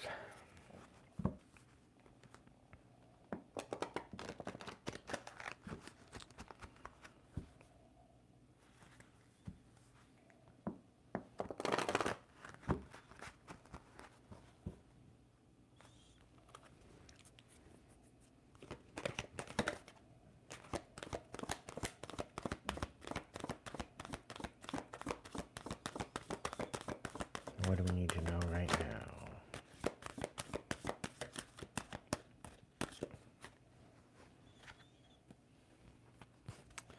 We got Water Guardian.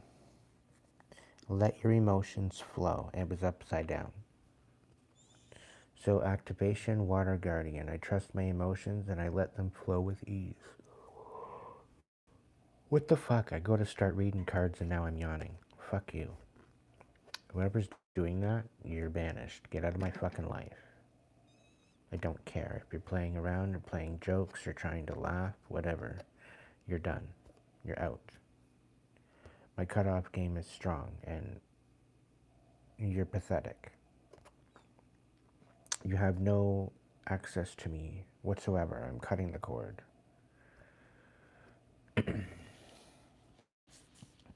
Elohim. Karmic debt is paid. Activation, I take responsibility for my own karma.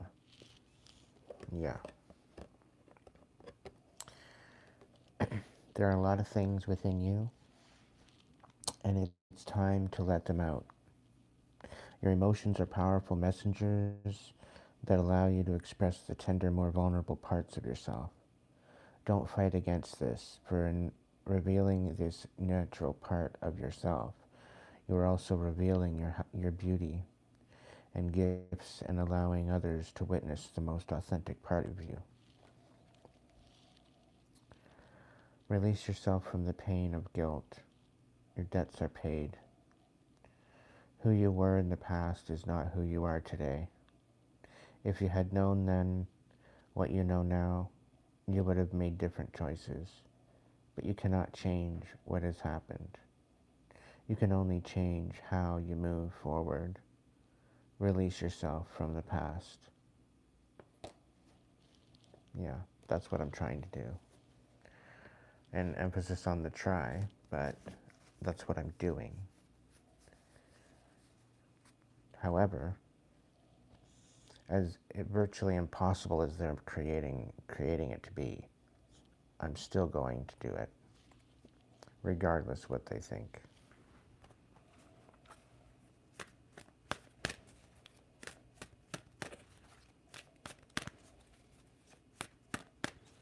I'm beginning to think I'm just going to travel like a gypsy at this point.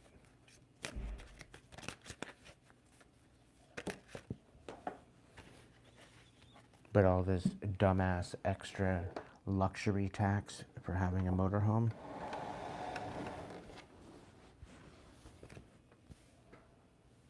it's not exactly a luxury. If having a place to live is a luxury, then shouldn't rent be taxed even more? Right? Doesn't that make sense? Let's just tax everybody through the fucking roof until everybody's homeless. Right? Is that the game? Is that what's the whole idea? You know? And then because you make a little bit of money, now you want some? Meanwhile, you tax us through our fucking, to the wazoo. Because you're already greedy about the money that is out there already circulating. But somehow we're not allowed to make an honest dollar anymore. You gotta have half of it. Right? Orion, visions of the future. Your life and future are in your hands. You are a powerful manifester with the ability to call in and create the life of your dreams. What you focus on with unwavering faith is what you will experience. Focus your energy not only on what you want, but on feeling the way that you want to feel. For the feelings are what will bring you the safety and connection you desire. Activation, I am the visionary of my future. Yeah, you know what, Orion?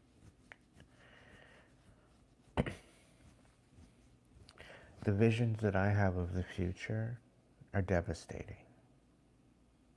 And they're not just devastating for me, they're devastating for the world. And I guess this is the underlying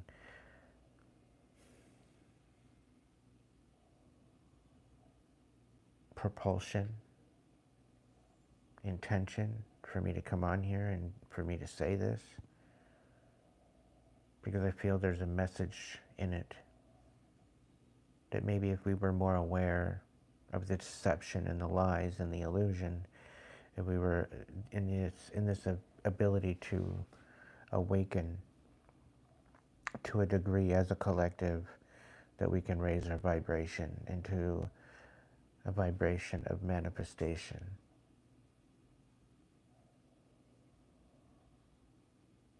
But that would require a lot more people to step into their own alignment.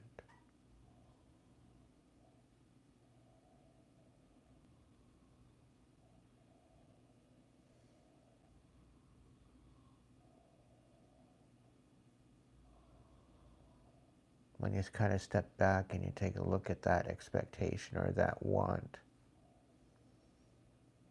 with all the people that are in the world right now, searching for purpose and searching for a why.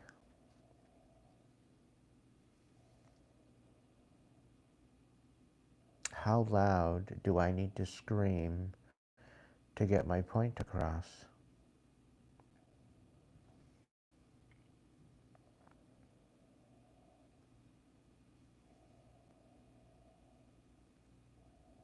How big of a voice do I need to get people to pay attention?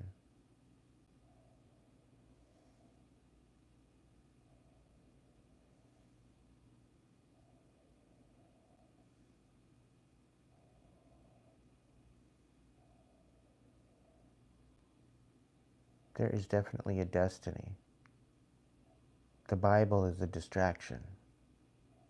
Yeah, it's got some good verses, it's got a couple good chapters, but it's just like any other book.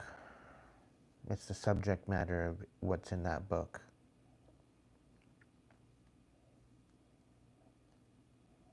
It's a book of philosophy. It's a book of riddles. It's a book of code and then hidden messages. But the messages, the hidden messages, have been lost throughout the translations. The only way to get the actual messages is going back to the original verses. Or the original versions. And even then it's questionable.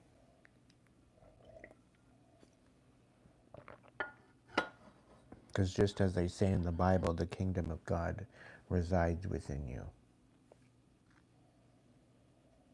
And for anyone that shall see that within themselves will be protected and will be connected to everlasting life. Which basically means is that what you believe in will become you.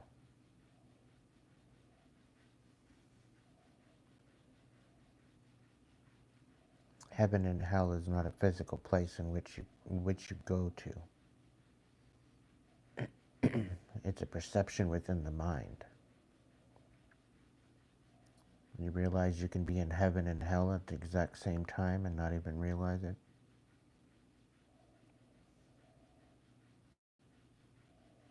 Thank you, Marine. It's greatly appreciated, my dear. Tenfold abundance and prosperity to you, my dear. Thank you so much.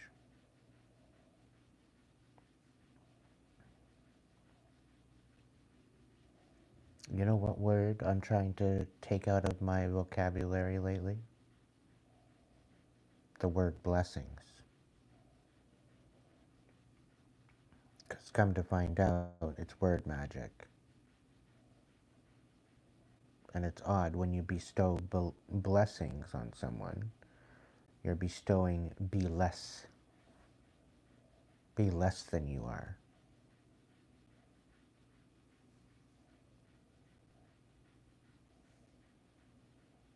When you break down the word, that's basically what it comes out to be.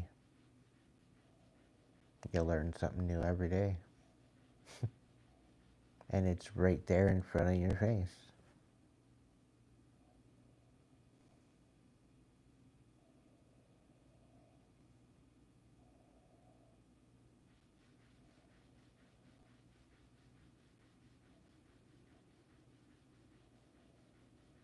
Oh, thank you, little bee. Again, you learn something new every day. Yes, I'm itching my back.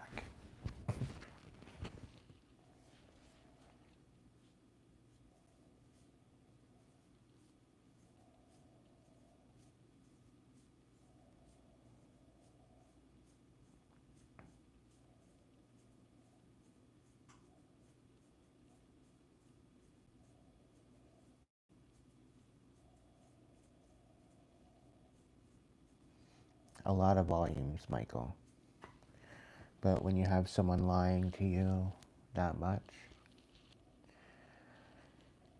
You learn to not take any words that comes out of her mouth as anything valid, unless it's validated to you by spirit.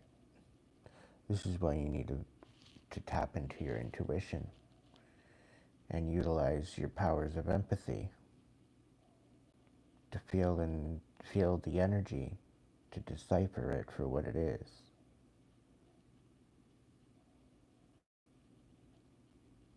A lot of these empty, soulless beings just literally are covered in a reflective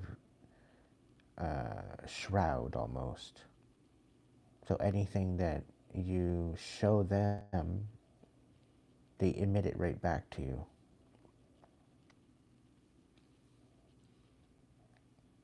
So a lot of the times when you have these good exchanges with people that seem a little off and questionable, it's because they're wearing a mirror. They're wearing a reflective. And all of your energy that you're sending them, whether through compassion or intention, it ends up bouncing back to you. It ends up making you feel like it's energy, like it's meant to be.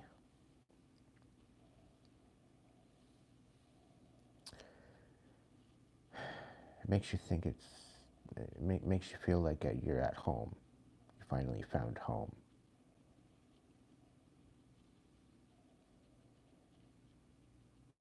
And now looking back, finding home is literally the scariest thing I've ever felt. And I'm just recently coming to accept that. That at this point, I don't think I'll ever have a home.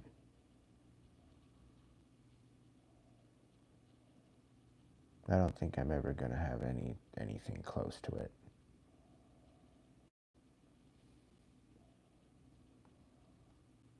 Because there's always going to be somebody there to ruin it. There's always going to be somebody there to sabotage it. There's always going to be someone there to tell me yes or no, or what or where, or where, or how, or how, or wherever, or whatever. Thinking that they have something to say.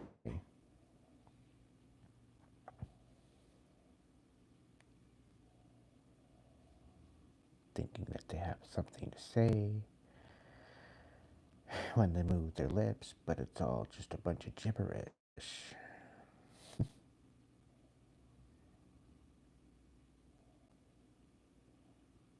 This isn't negative self-talk, little b. It's a realization, it's an acceptance.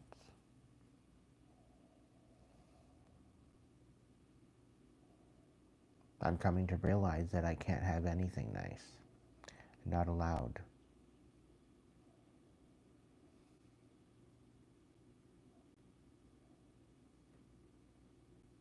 I just wish the people that were sabotaging me would show themselves. But I think they're too much of a fucking coward.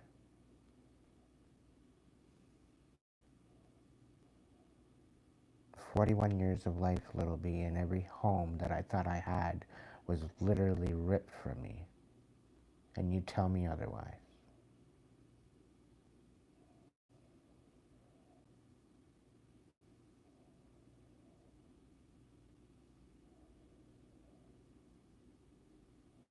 Like, sometimes we just need to face the music and see it for what it is.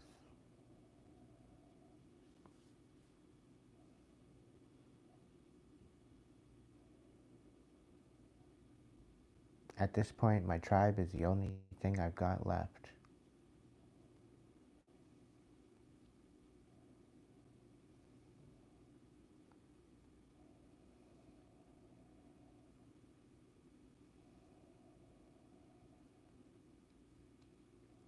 But even the tribe, I can't have anything nice with the tribe either, because if it's not that, it's the trolls. If it's not that, I have some vindictive assholes in the background.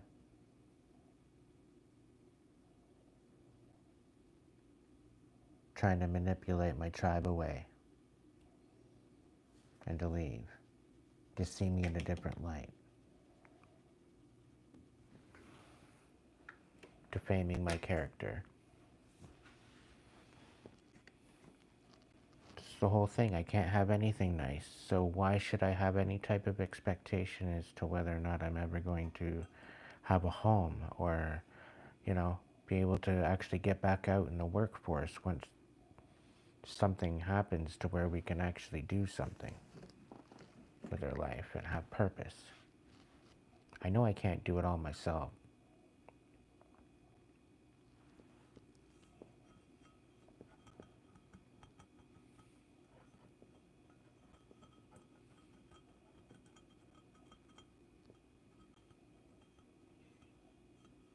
Like, how could I even provide my healing service or, you know, a place to go, for instance?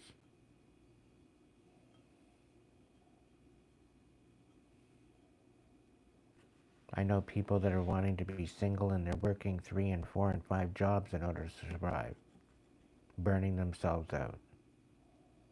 They literally have no life. They go to work and they go to sleep. They go to work and they go to sleep. That's no way to live a life.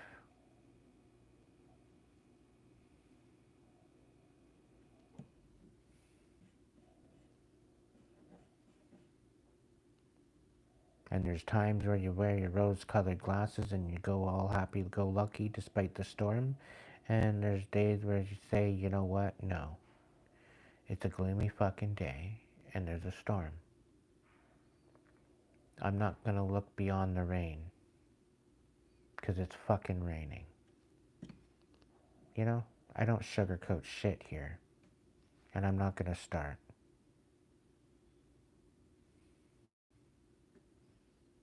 Like, this doesn't say that I don't appreciate the people that I have in my life. I do. But I tell you, some of the people in my life, throughout my life, they got a really shitty ass way of showing it.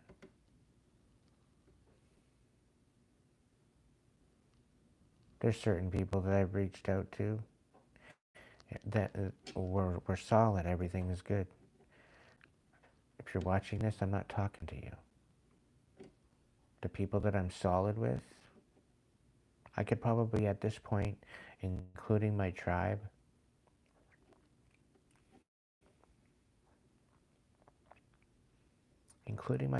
I could probably think of,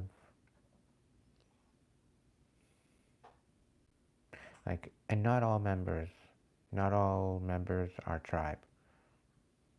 They're supporters, but they're not tribe. The ones that are actually there through thick and thin, the ones that are solid, that have always been solid. We might reach out to each other maybe a couple times a month, or whichever. We're solid.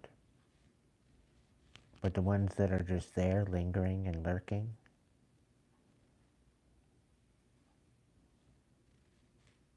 I appreciate you. Don't get me wrong. But friendships require people to show up once in a while.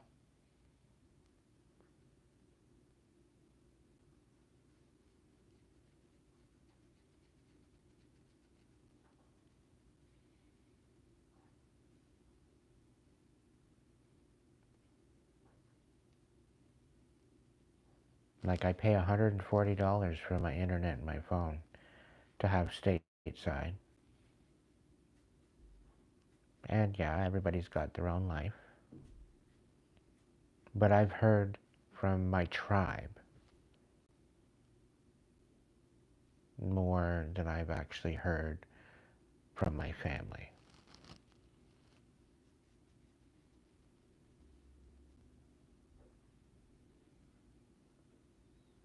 Well, I guess they can't necessarily reach out to you if you got them blocked. Well, no, they know my number.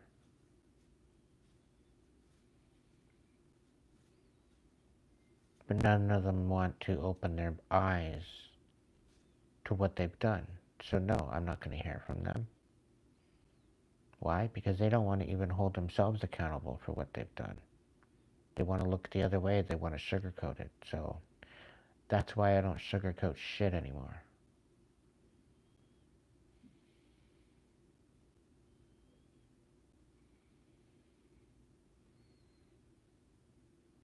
And a lot of the collective, they just don't know how to show up anymore. I think that's why it's so damn quiet. And I get a feeling that people are intimidated.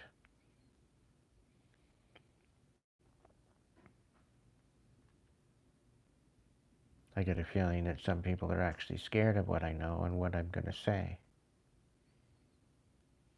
Now that I've stepped into this paradigm that I'm in. Because I can rip a total mask off in seconds just by walking in a room.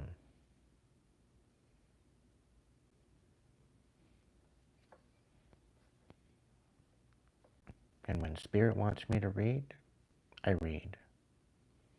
It's not up to me.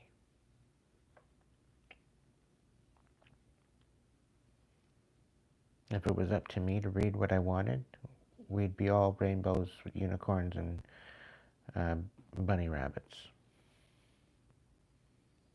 Because we deserve less, we deserve to have abundance and prosperity and healing and, to step into our best life. We really do. We deserve to be able to rest and sleep in peace and not have to worry about other people. Like, part of me trying to get my own place is so that way I can give my friend back his apartment. Because he wants his own space too. And is just trying to be respectful. But I can't do that necessarily when I have people sabotaging my channel.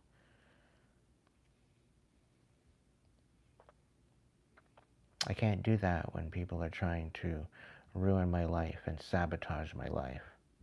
Every which way but loose, having me constantly in fight or flight. It's to the point where I have no other choice but to tell little white lies as to where I'm living and where I'm not living. It's to the point where I have to isolate, and I have to question when I walk out when I go and do stuff. I have to question myself before I even bother. Because of me being constantly gang stalked by dumbass motherfuckers.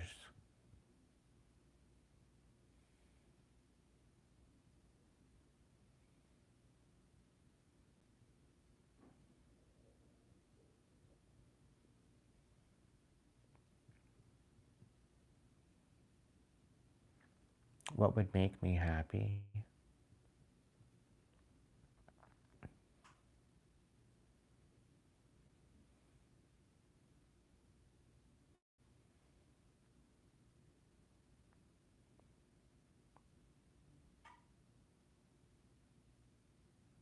To be able to trust a doctor again. To be able to trust a dentist. To be able to trust our service people. To do their jobs. And hold accountable the people that need to be held accountable for crimes against humanity. That's a start. And just, it seems as though that my wish is coming true. And here I am supposed to be celebrating the fact that the truth is coming out. And the people that have wreaked this havoc on the world are going to be held accountable.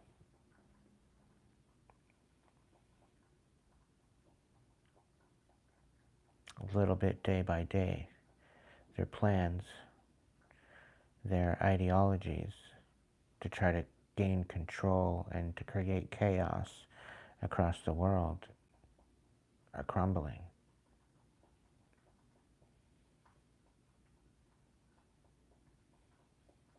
What would make me happy?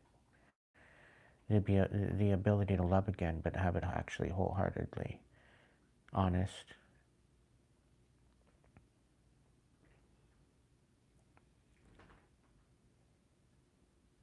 Not riddled with warfare or manipulation. The ability to trust myself to make the right judgment, not having to worry about whether or not I can trust other people.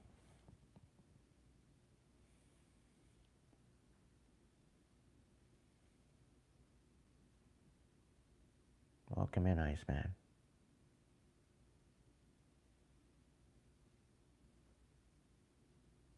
Yeah, it's like a breath of fresh air, Sarah.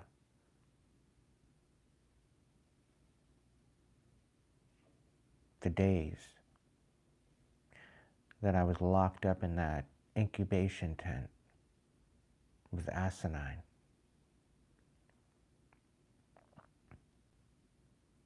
It got to the point where they would tell me to strip down, and that meant the bedding, that meant the pillowcase, that meant everything, and myself. And they would swap out the blankets,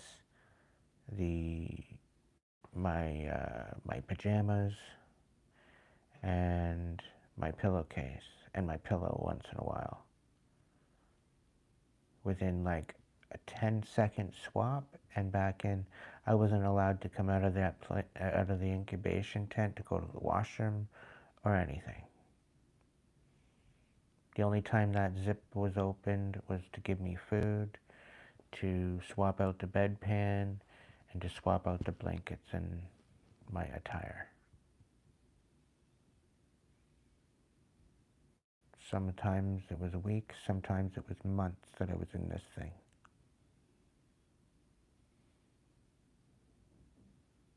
And yes, I said months.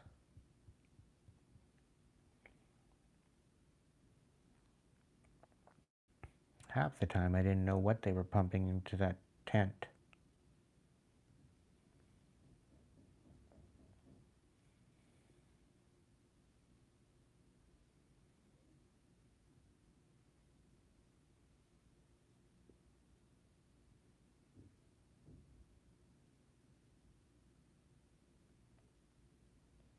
It's only taken 41 years for me to get justice. And the justice isn't even mine.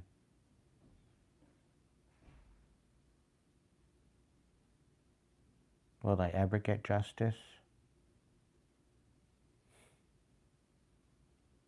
I can't necessarily get justice when I've got services telling me to walk away and move to another fucking country or province. Why? Because they'd rather just not deal with it.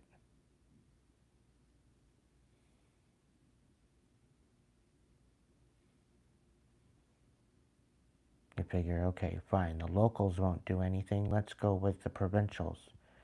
No, the provincials tell you to call the locals. So it's this big-ass vicious circle. You try to call the federals. No, they tell you, just call the locals. Yeah. Makes a lot of sense.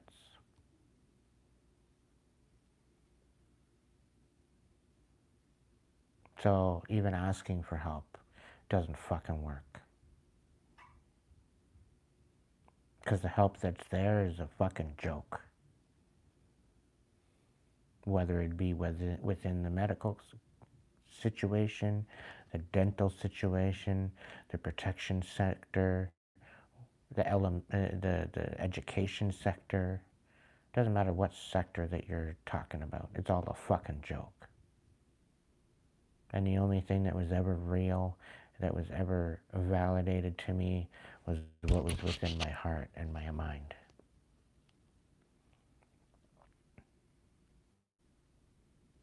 It's the only thing that was ever solid. The overall understanding of me and my reality. It was nothing that I ever took out of a book was ever valuable. It's just a bunch of fucking filler.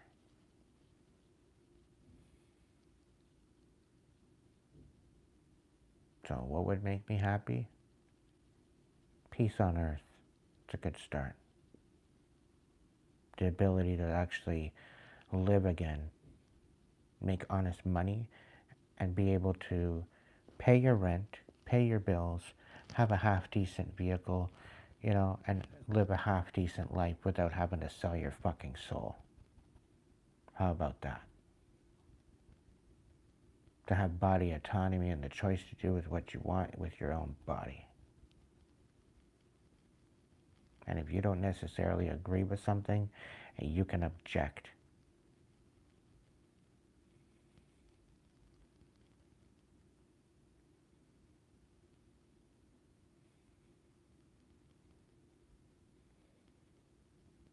That you're not coerced and mandated into a bunch of fucking chaos.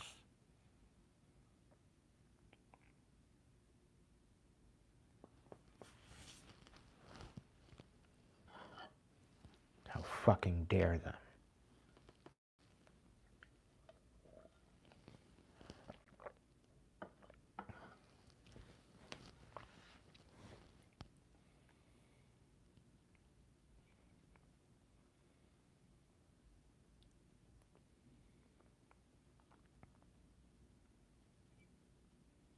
What would make me happy? The trillionaires, the billionaires, the millionaires of the world that are just sitting on their fucking money like a bunch of greedy fucking bastards. Have them brought in for crimes against humanity for hoarding the money and not putting it back into the process. Taking it out of the availability and hoarding it.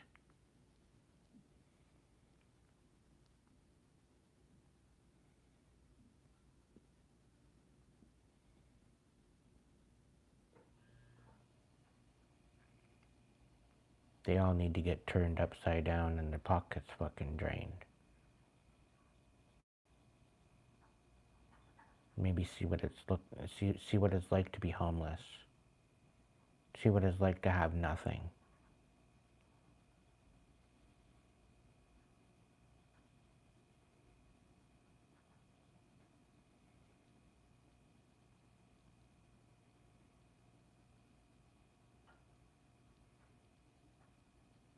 My grandfather always spoke about how the depression was so bad and how there was no food and how there was this and how there was that and everything else, yeah.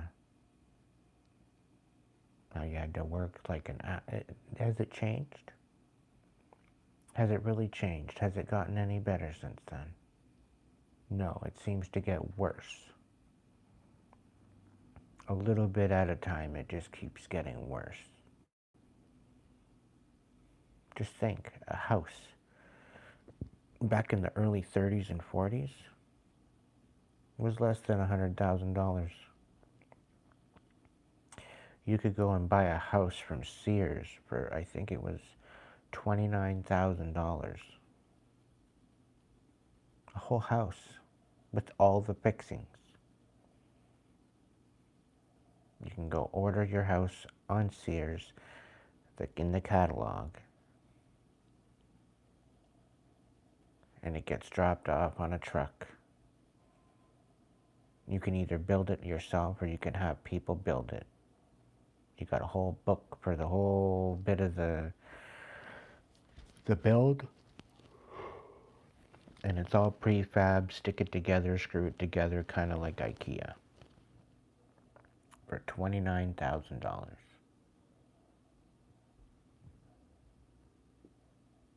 You can barely get a truck now for $29,000. Brand new. They're now up in like the $37,000 and $40,000. range for a half-decent truck.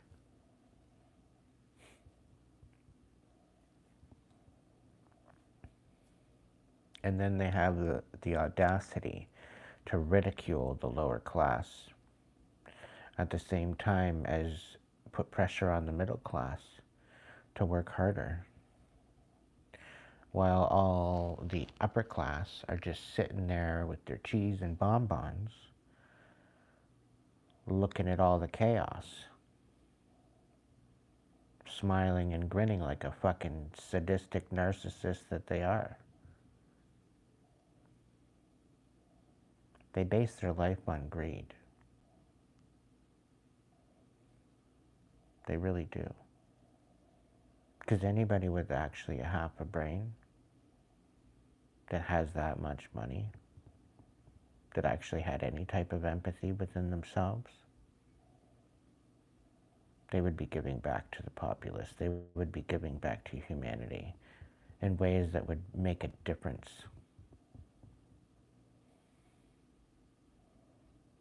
Not creating more chaos.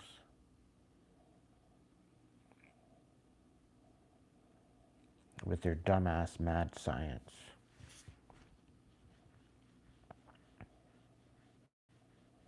And yeah, I'm saying this.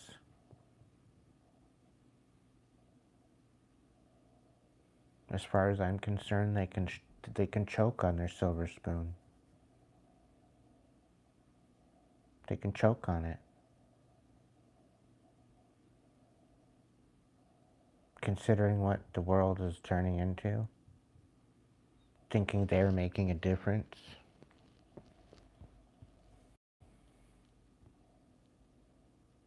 It's mind-blowing, the audacity. But somehow I'm the asshole for talking about it. I'm just the messenger.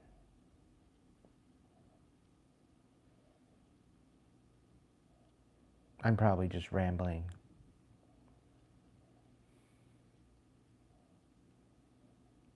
Probably talking out of my ass. I probably don't know what the fuck I'm talking about. It's probably just gibberish.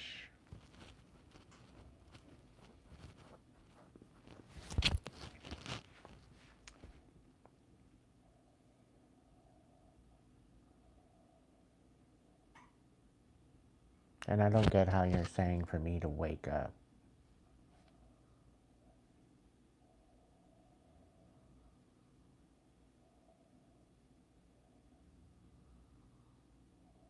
Or to snap out of it.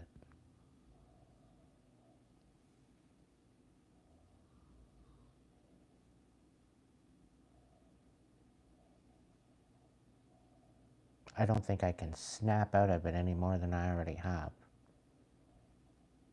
And I don't think I can wake up and be more aware than what I already am right now.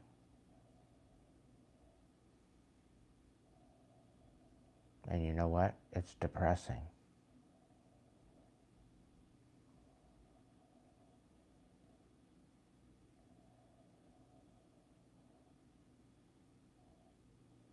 And yet here we are, we're still empowering ourselves. But what interval of pressure are we going to get to till we finally say enough is enough?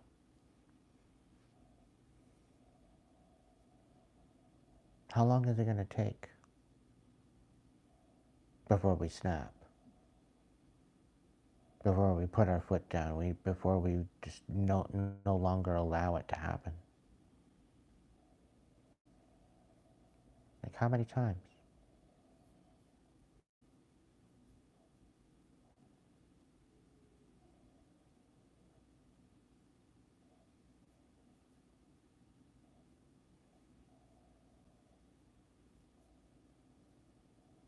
Like what is it going to take for the world to realize what's actually happening and for us to rise above it and put it to rest once and for all? What's it going to take? Is it going to take Armageddon, a man-made prophecy? Is it going to take them to illustrate this man-made prophecy? into existence in order for people to actually wake up? Do they really need to literally destroy the whole earth before we finally say enough is enough? To the point where the world is absolutely uninhabitable? To the point where we'll have no other choice but to get in a fucking rocket and fly off into space? Because it's coming.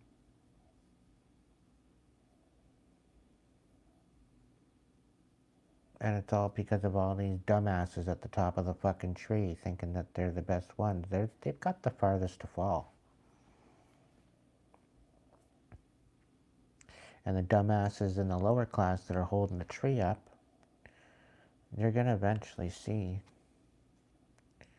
And they're going to eventually just let go and walk away. And the motherfuckers at the top that shouldn't even be there in the first place, okay, they be falling down with that tree.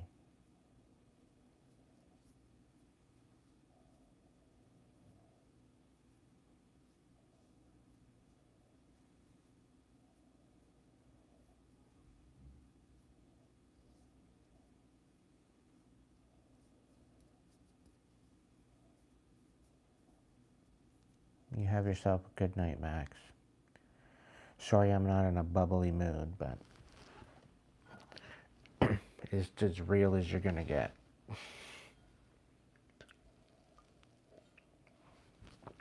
Sweet dreams, buddy.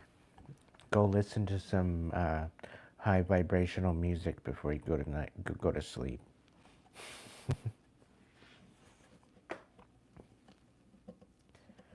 Change your frequency.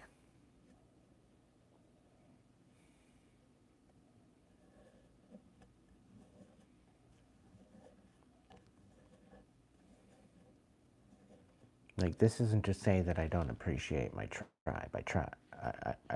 I'm tribe worthy, okay?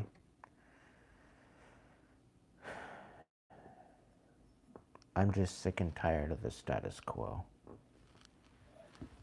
And I'm fed up.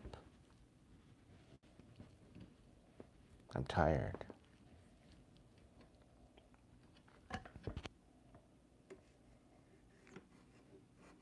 More so at the audacity that they continue to do this shit.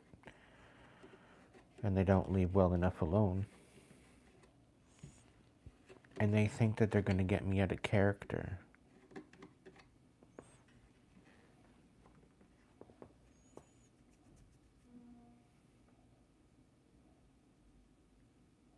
What they're doing is they're trying to open up Pandora's box.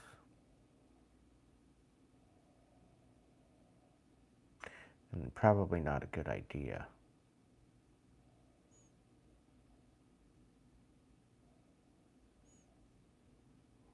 Because chances are, if they're not careful, and they don't stand down, the ancestors are saying they'll meet their demise. And not only are the ancestors not happy with the state of the world, Papa Legba's not happy with it either. Anubis isn't even happy.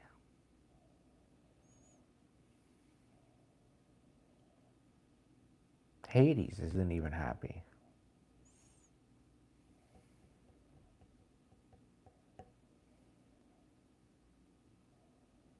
So,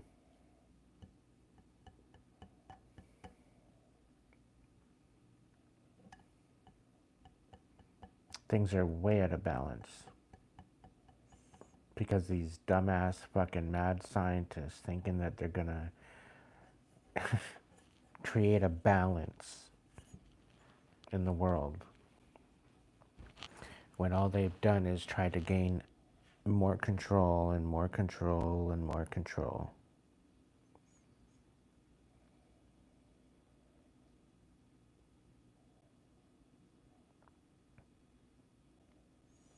Not realizing they're going to be meeting their own demise very, very soon.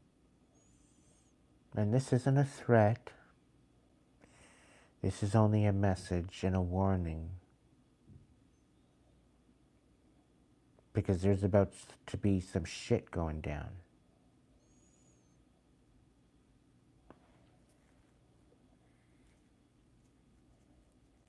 In a 3D muggle kind of way, it's going to be some extraterrestrial shit. But the thing is the aliens have been here all along. The supposed aliens.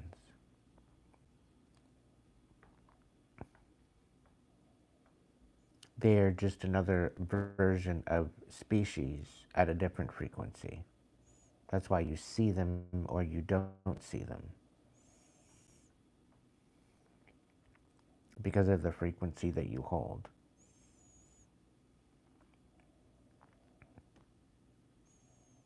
Because they are a lower density, some of them, it's impossible for them to show themselves unless they raise their vibration and evolution.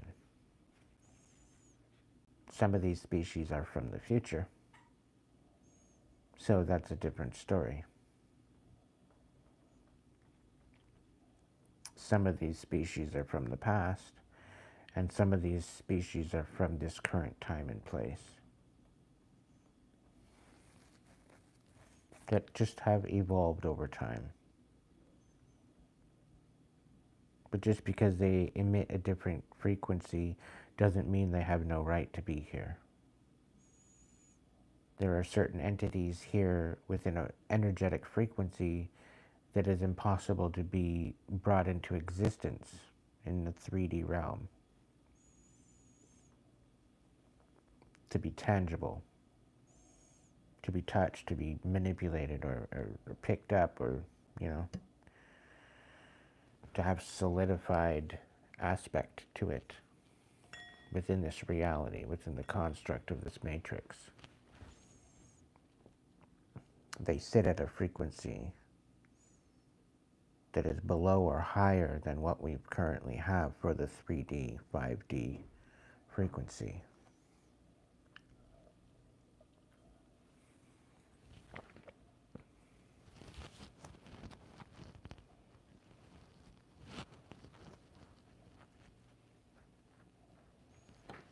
And the whole point of all this disclosure coming out is to try to give us hope. But the situation is that we're going to find out the truth, and that we were lied to.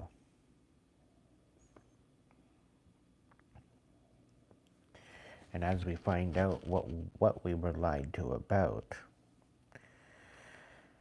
it's going to cause a civil war across the world. And this is the actual 3D, third world war that they've been warning about. And it's not because the people revolted, but it's because we've awakened. And the unrest they say that it will be the unrest of the fact that the truth comes out and that they lied to all of us.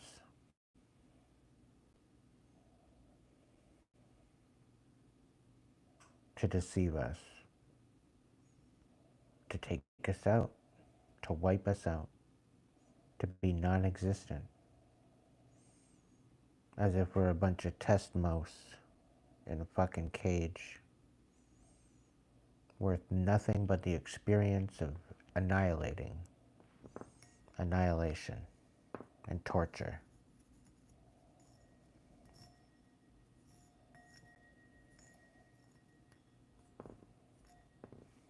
This is why the divine is stepping in.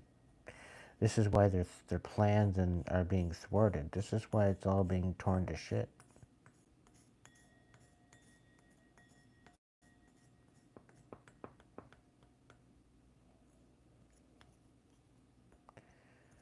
Because their arrogance.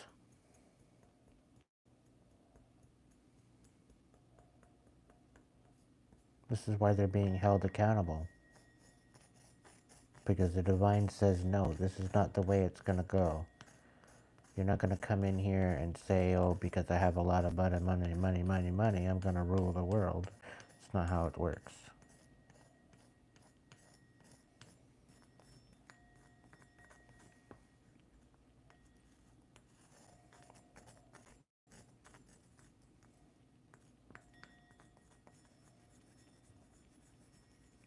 This is in part as to why I'm not scared anymore.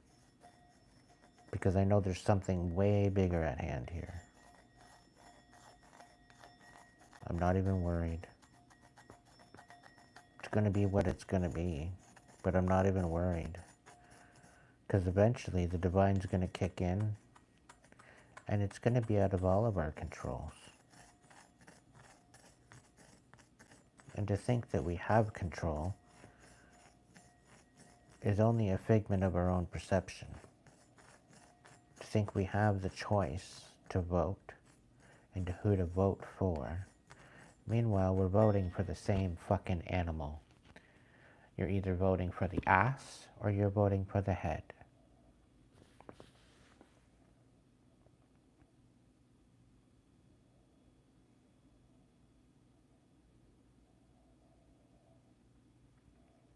Deal, but what exactly are we going to inherit?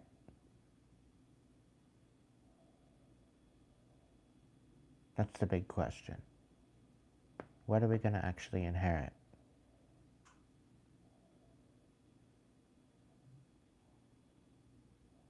For the last 40 years, as far as I'm concerned, all the prime ministers and presidents, all they've basically done is inherit the mess of the person before them, thinking that they're going to make it better and make it great again, and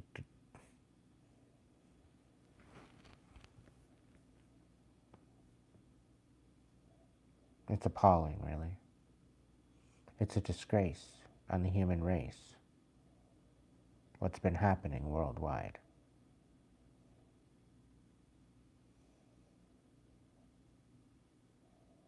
Absolutely disgusting.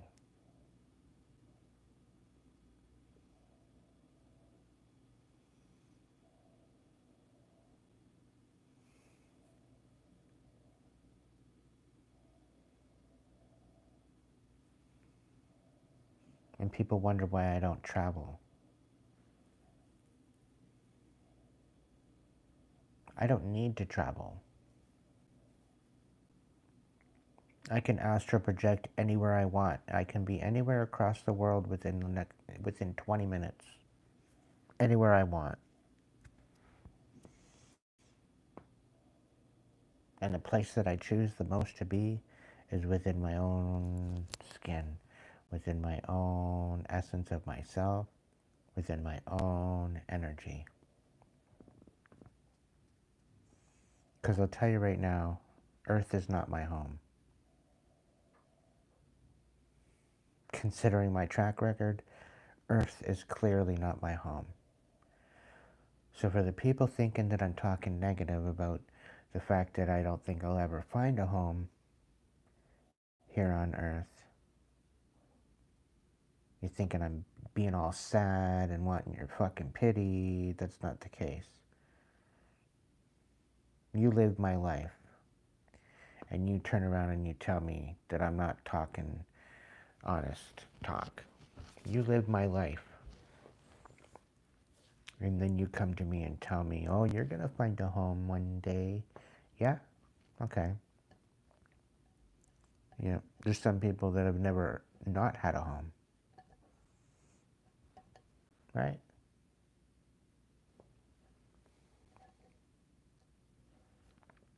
And I guess the thing that pisses me off the most is that no matter how much you manifest, no matter how much you try to have a positive thought, no matter how much you try to do the right thing and be honest and be loyal, be trustworthy, be transparent, doesn't fucking matter what you do to try to better yourself, to try to level up, doesn't matter.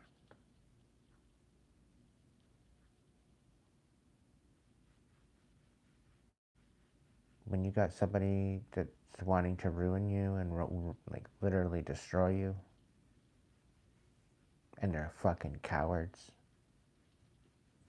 They like to throw the rock and hide their hands and not reveal themselves because of their fucking cowardice ass ways.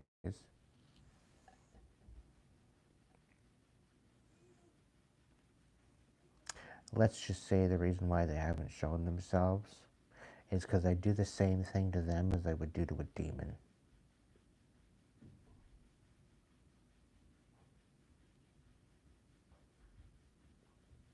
And I think they're scared. I think they're petrified of my war cry. I'm even petrified of my own war cry. It's not about violence, Dio.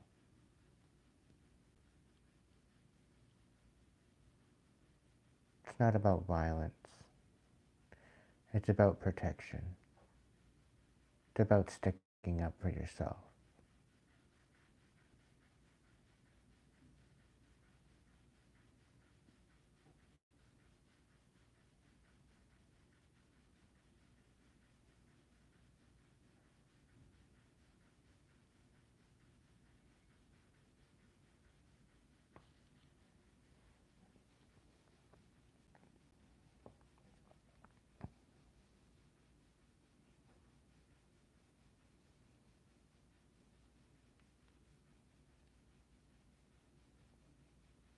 I've literally had to fight for my whole life. And for me to not snap out, and that the fact that I've gotten this far, the fact that I'm still alive,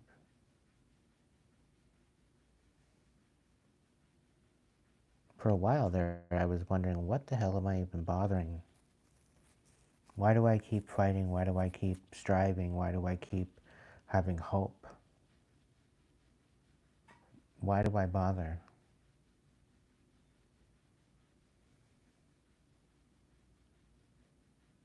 And you know what come to me? It's not up to me.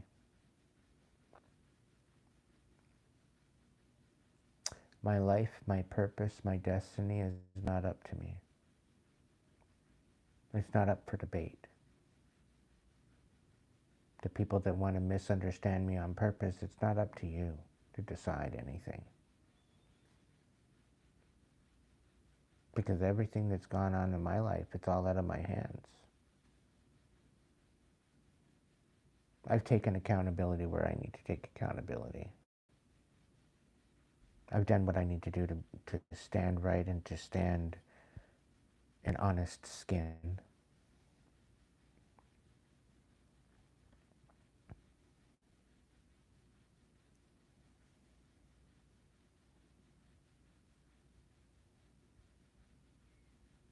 Half the reason why I'm so deliberate with my actions and my speech and the way I come across.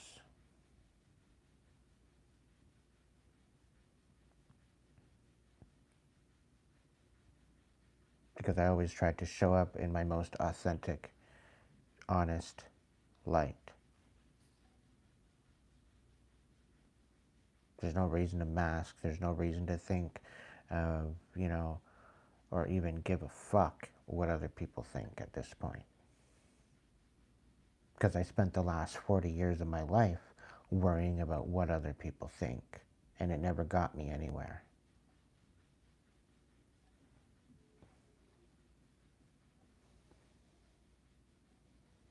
So that's why I don't give a fuck anymore.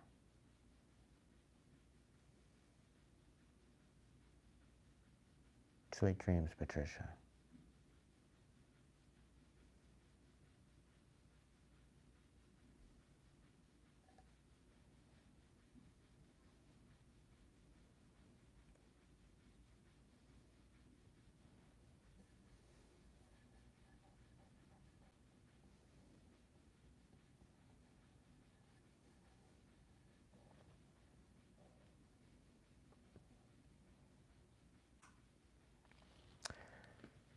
My grandmother came to visit me the other night.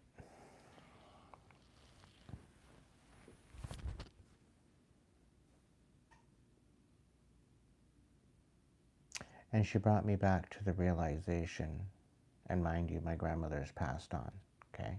If you don't know. She brought me to the realization that you can't help everyone. You can't heal everyone. And sometimes what you have to offer other people isn't what they need.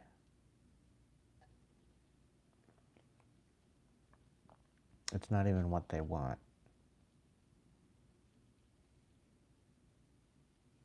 And no matter what you provide them, if they are not in alignment with who you are, what you're providing, they can literally ruin you.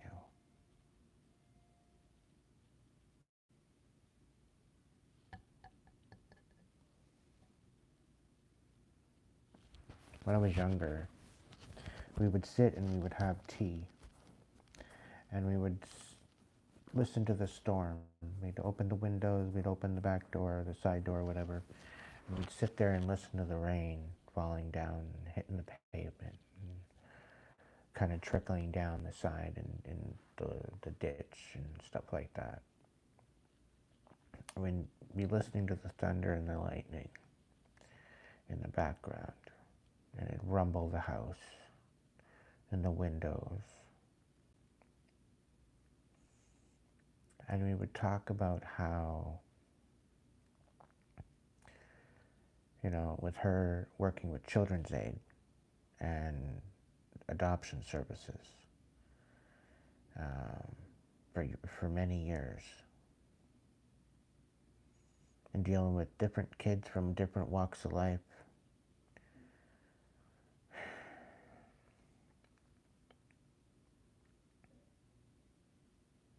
come to terms and wanting to adopt a child, only to have that child absolutely destroy the family that they were getting adopted into. Outright obliterate it.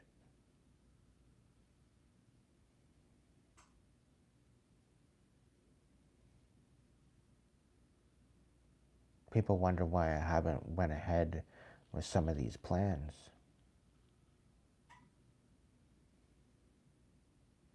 It's because there's a lot of insight and there's a lot of messages coming in, really making me question as to whether or not it's a good plan or not.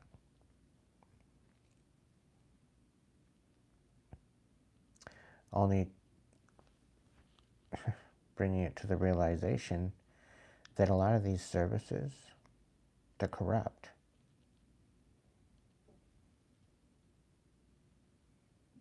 A lot of these services that are supposedly available to the public are fronts to much deeper, sinister programs.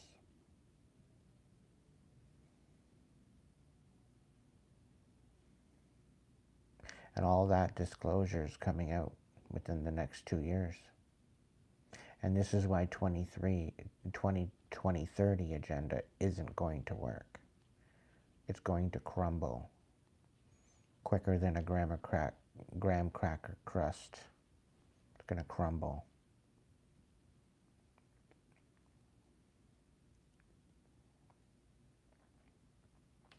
And this is why they're trying to kill us all off, because they already know that it's going to happen that way.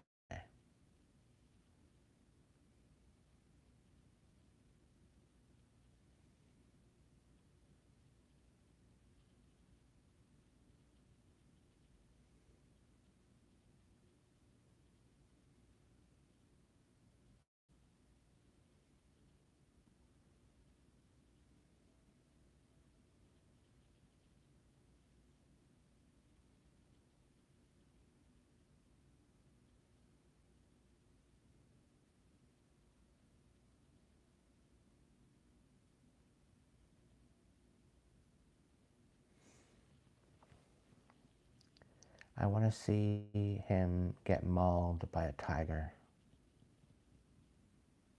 You want to see him in prison? I want to see them all be eaten alive.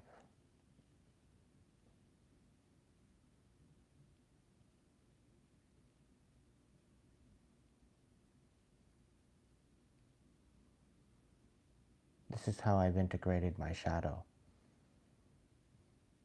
I use my shadow for protection,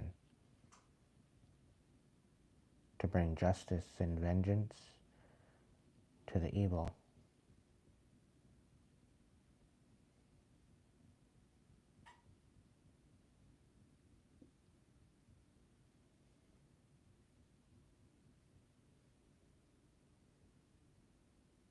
But even to see them move into the demise that they meant for other people would be awesome.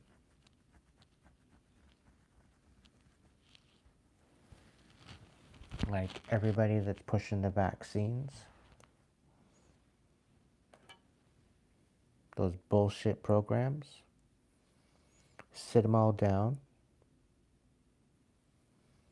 and mandate a booster that a kindergarten created, a whole class of kindergarten kids. They're going to create the next vaccine, and then whoever's on the roster that created the convid whatever, they can be all put on a chair in front of the world to see, and we're going to administer this kindergarten vaccine to these people that wreaked havoc on humanity.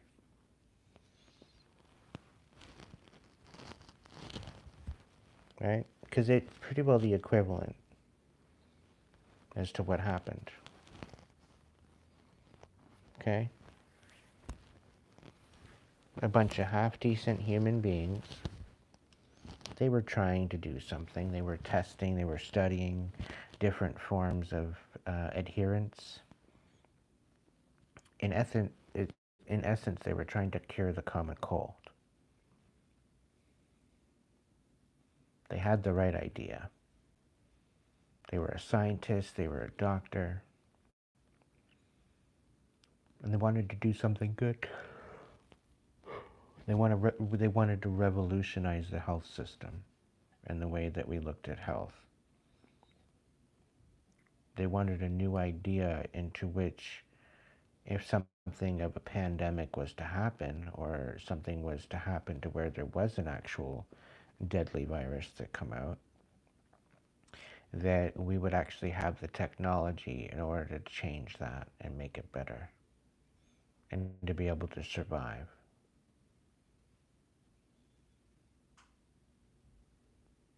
And then a bunch of mad scientists come along and took this idea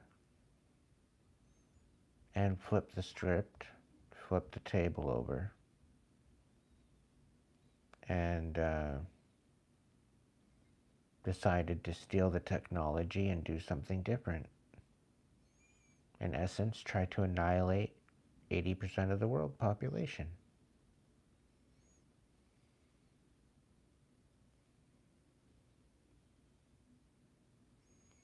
What was it, 180 million people?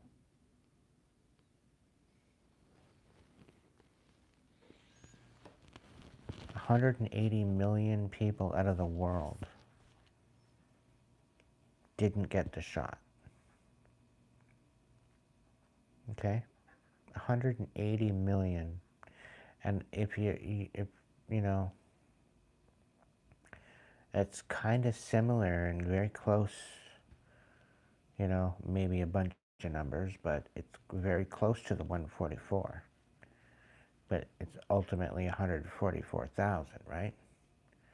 What if it's 144 million?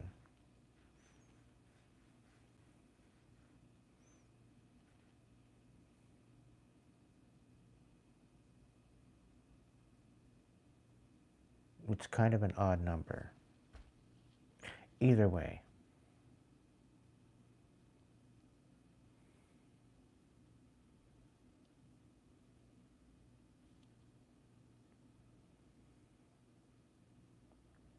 these people need to be held accountable. Is it too late? There's word that you can detox. There's word that you can get rid of the crap that's within you.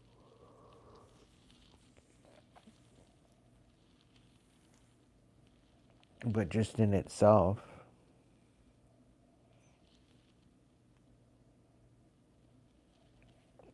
since they've happened,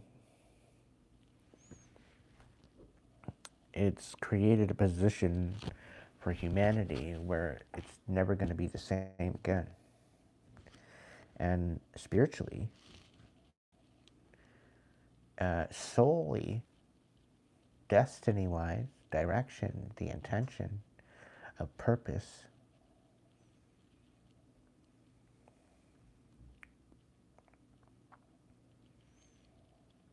this wasn't supposed to go down this way. We were supposed to rise up. We were supposed to rise up already. But every time we tend to rise up, we're being made out to be an absolute joke.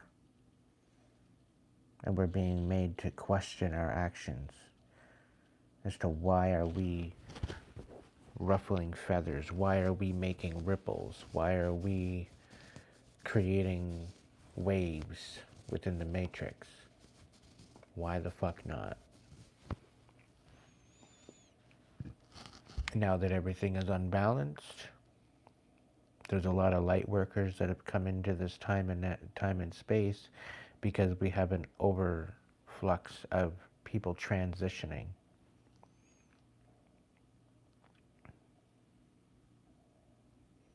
I think it was just in the US, 135,000 people have lost their life to suicide since January 1st, 2025. And that's just in the US. And that is just suicide. That is not even cancer. That's not even anything else.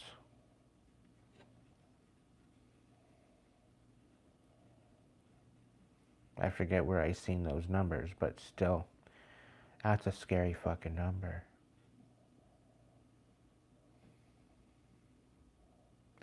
And I know I'm not the only one spiritually that has been working overtime. I know there's a lot of mediums and spiritualists. I'm not the only crossroad worker. I know I'm not the only one that works at the crossroads. There's many of us. And still there's some that are actually being recruited and you don't even realize you're being recruited. You're living your 3D life as you do. And then when you think you're actually going to sleep, you're actually not sleeping. You're stepping into your astral body, which for the most part, you don't remember. The only way that you know of that is by the energetic frequency that you ride with. You can't put it into words and explain yourself within that. The only time that you can do that is when you're actually purposefully tapping in and astral projecting. Otherwise, once you hit REM sleep, you're astral.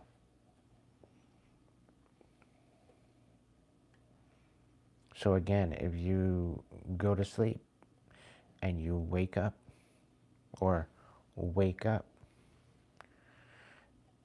and you're exhausted, chances are you were very busy the night before.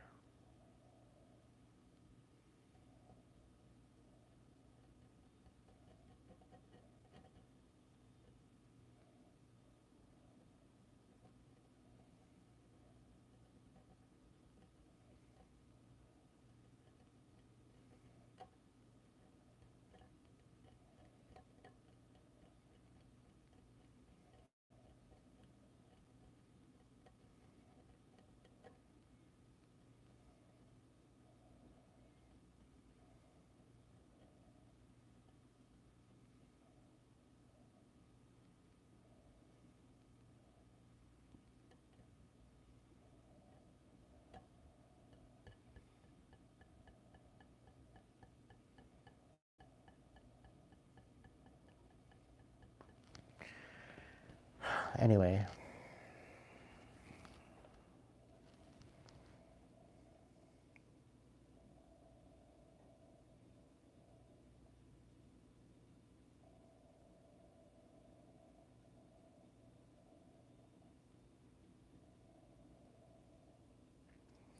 See, the worst part about me, I'm coming back. I hope I come back as a dragon, to be honest. That would be cool.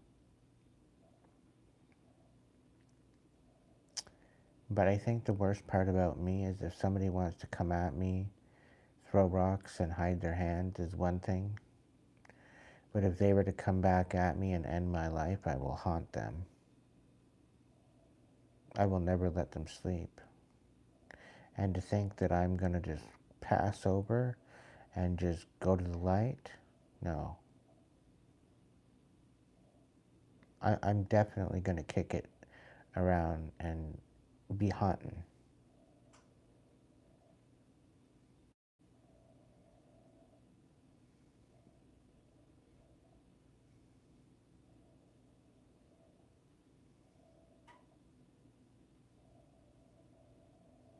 So they're damned if they do, damned if they don't.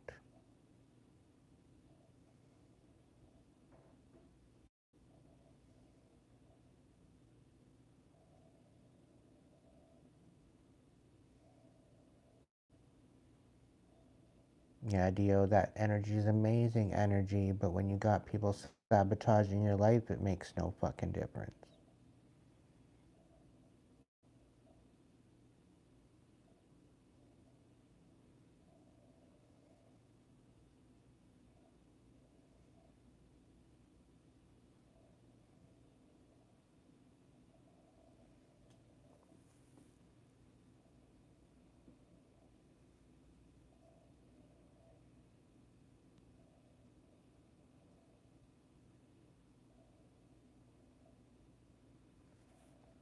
You're having two souls attached, that's double spirit.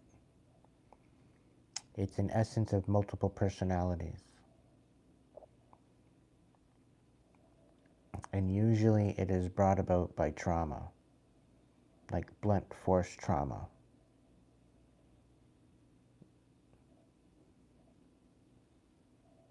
Sometimes it has to do with coma.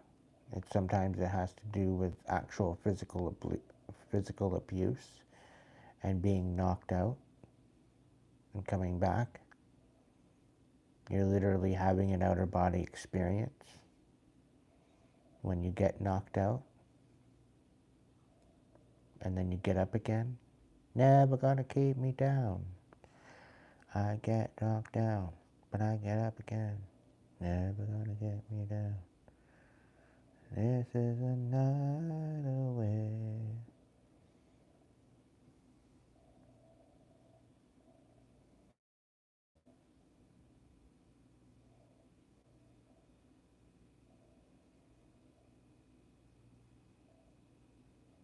Only 11? That's child's play, Dio.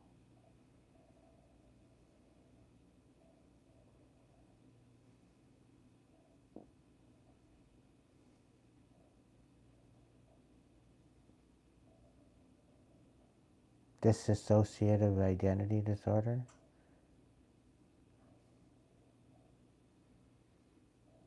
It's too soon. I'm not even gonna go there.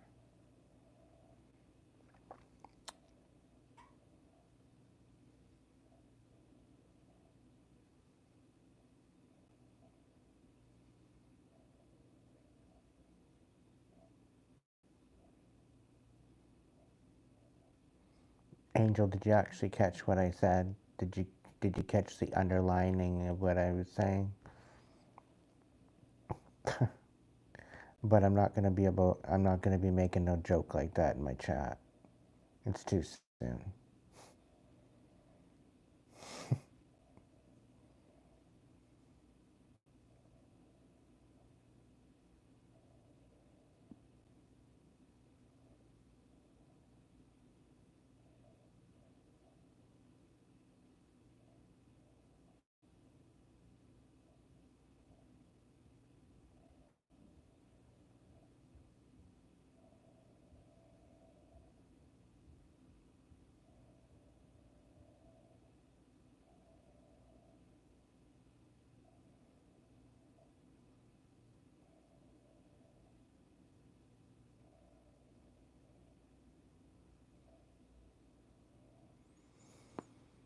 Anyway, collective.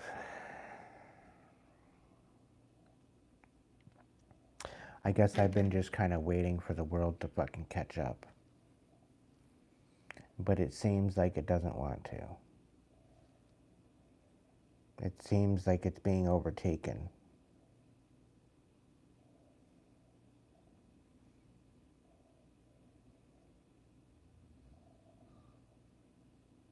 I get it to the I get that it's probably going to get to the point where it's going to get so destroyed that we're going to have to give it all a new name. We're going to have no other choice but to give it a new name.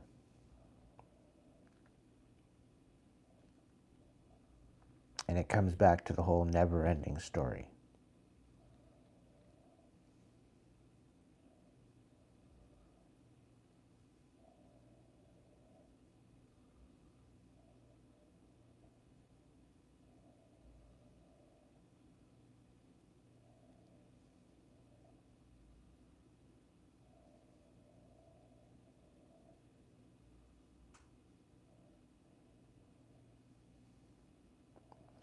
I always found it interesting how the Southern Oracle and the Northern Oracle, Southern Oracle had to do with having love for oneself and being able to have compassion for yourself and love and trust yourself in order to pass through. Because anybody that didn't have true love and peace within their heart, they weren't allowed to pass.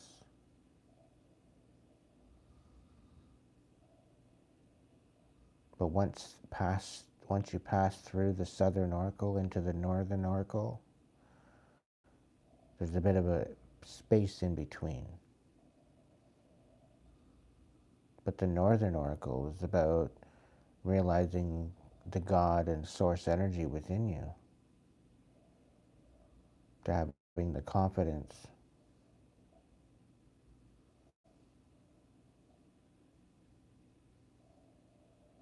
to know that source energy, the creator, resides within you.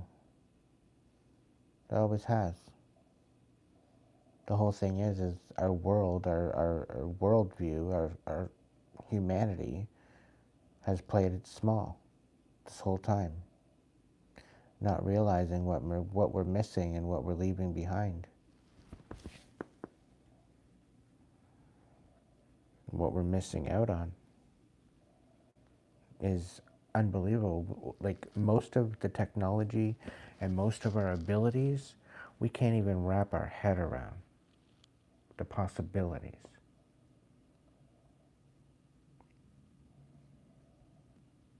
Because we're so riddled with disbelief. And it's mainly because of the status quo.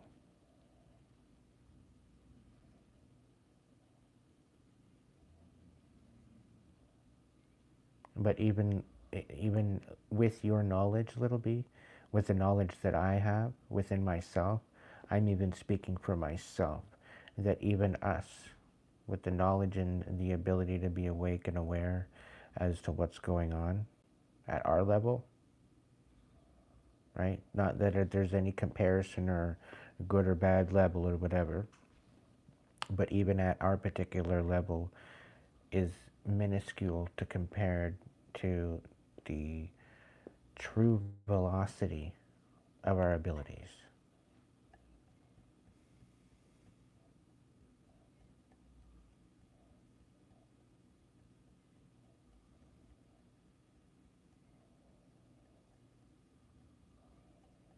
Because if we actually knew our abilities, our true abilities, we wouldn't be living in the world the way that we would be right now. I'd like to say we would be more evolved than the better part of Atlantis.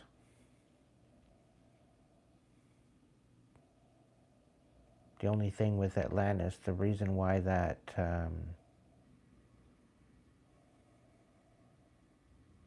The reason why Atlantis sunk is because of them allowing the darkness in. Somebody was infiltrated with darkness, and they were shown as a false light, better known as Lucifer.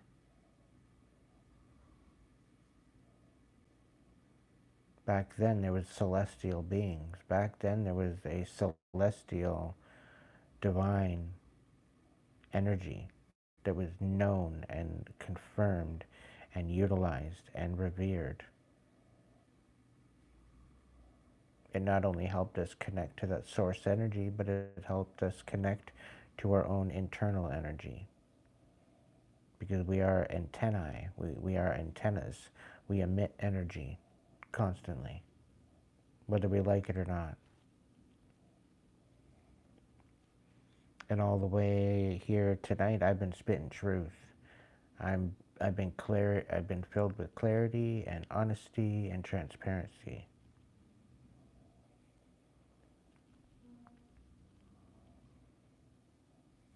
And I'd sooner do that than sugarcoat. Look the other way and be all happy-go-lucky. Meanwhile, the world's gone to shit. What's there really to be happy about?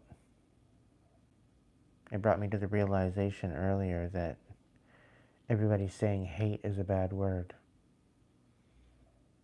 You shouldn't hate people. You shouldn't have hate in your heart. And then I'm thinking, why the fuck not? If it wasn't for hate, for sometimes you need hate in order to let go and to release. Sometimes you need to get mad to get glad.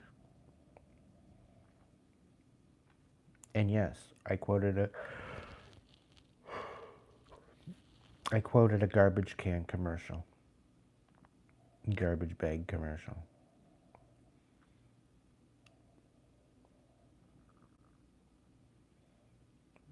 Regardless,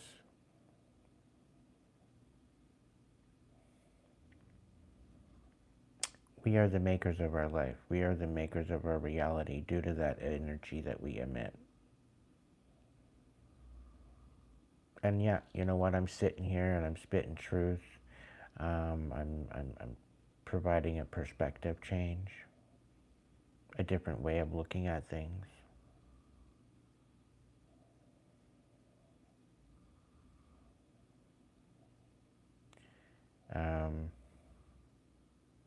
However, I find myself in a position where no matter what I do, no matter what I say, no matter how I say it,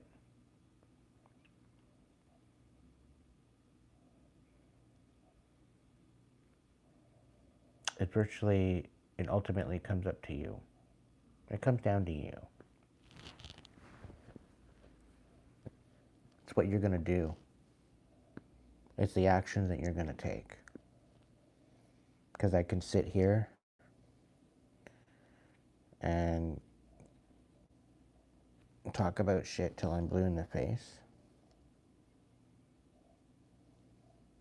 I can sit here and talk to myself, even.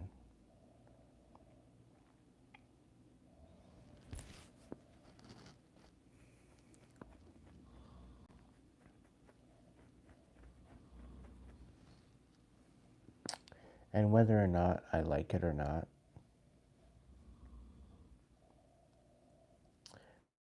say what they're going to say. As much as I want to be discerning, as much as I want to be honest, as much as I want to be a bit of a beacon of light, maybe, to find clarity and healing. Other than that, there's really not much more.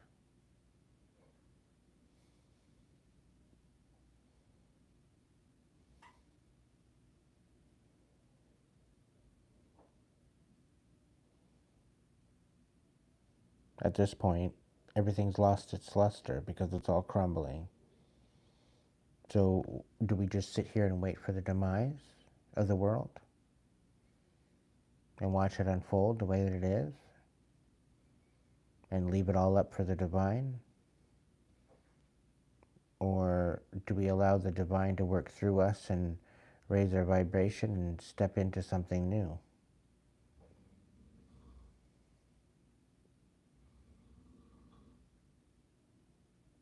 And whatever you're stepping into that is new, are you absolutely 100% sure that they're not deceiving you? That they're not just giving you the runaround? Are you 100% sure that the people that you're entertaining or that you are having in your energy, do they actually do they actually fundamentally deserve that access? Or would you require a boundary? Because to some degree,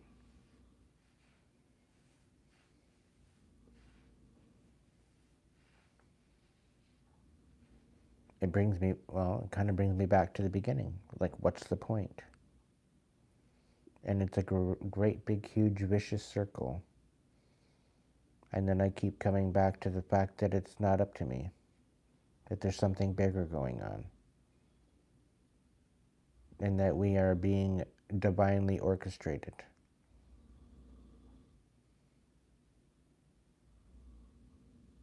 And it's through the evolution of our awareness. And I think that's what the group didn't really take into consideration. The organics of that evolution within yourself. There's a lot of you out there that haven't healed, that you're actually thwarting and you're holding back all that release. And it's building up, building up, building up, building up to the point where you're going to snap one day. And then when the dust all settles, you're going to be like, oh shit, I should have listened to him. I should have used my discernment. I should have used my discretion. I should have used my intuition and not actually engaged in the bullshit.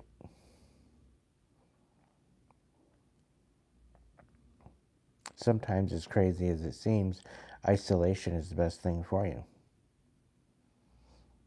Even after I've been through what I've been through. But had I seen it and had I been there and had I known from my perspective now, back then, I would have acted differently. I would have stuck up for myself. I would have been more comforting to the people and be more understanding as to the people's needs that were coming in and out of my life. I would have been more aware.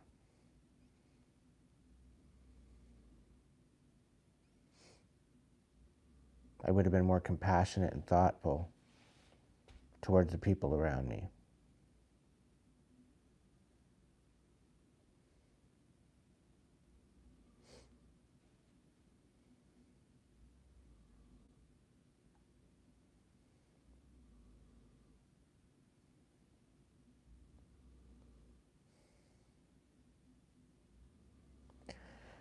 But overall, the biggest message here is the reevaluation as to what you're going to show up to be. This is why we are a human being. This is why purpose and intention is so important. Because we are being what we think.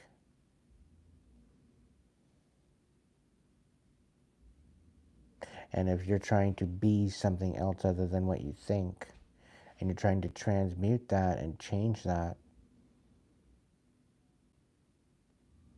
meanwhile you got these other people out there trying to basically be you, thinking that they're going to transfer destinies, thinking that they're going to make some sort of a difference.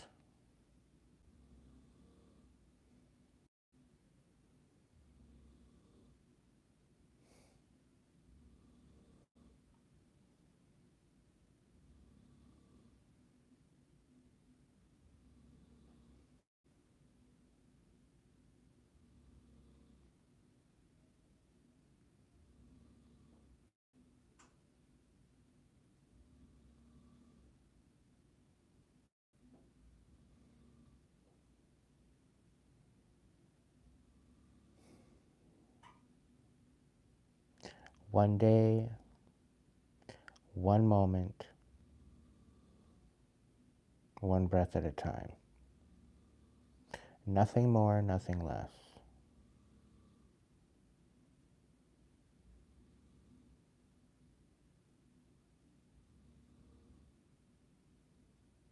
As much as I'm learning patience, I'm losing it all at the same time.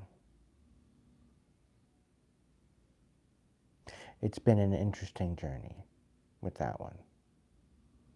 Trying to be patient, trying to be understanding as to the way the divine is working in my life, and to be humble and to be and full of gratitude, and to feel the abundance and the prosperity, and to be in that frame of mind and that perspective in order to attract and receive and be in alignment with.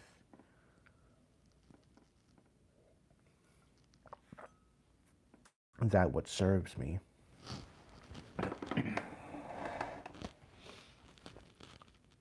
That's all good fun times.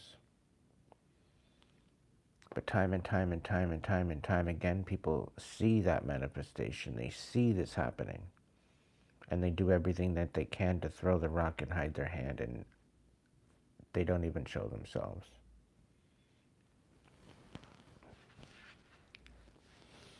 Some people say that it's just been a bad course of bad luck. No. No, it's not like that. I've had bad luck. Bad luck don't show up like that. It's not supposed to be lifelong. When it's lifelong and it doesn't fucking let up, and even if it does, it ebbs and flows. If you look back to the time that your life has ebbed and flowed, where there was a lot of chaos and then it somehow just clicked out, it wasn't there anymore, and then all of a sudden there's more chaos and then it just click out like a fuse. And then as soon as you got to the point where you were regenerated or you were back in the game again, bam, it happens again.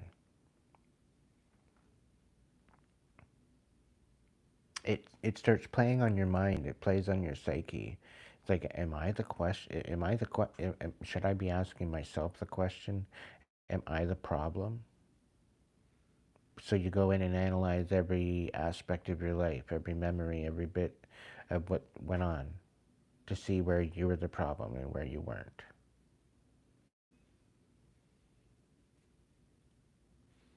You come to find out that you were literally the sabotage. You were the sacrifice. You were the black sheep. You were the scapegoat. You were the one that got all the projections from everybody. Anybody had their own personal problem, they projected onto you. As if they had some sort of jurisdiction over your life.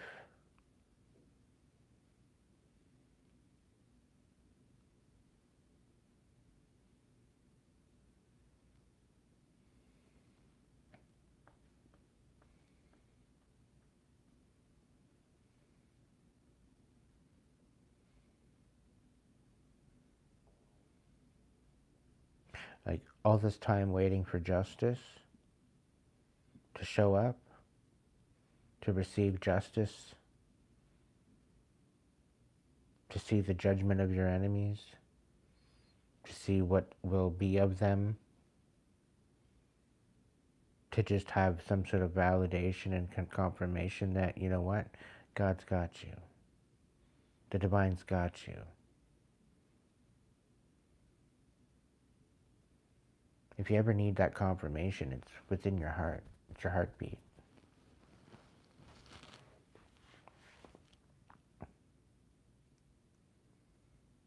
Meanwhile, the Bible turns around and tells you to give your heart up, to give your ability to love and show compassion, and to give up lust and temptation. Yeah, lust is the lower vibration of emotions, of affection.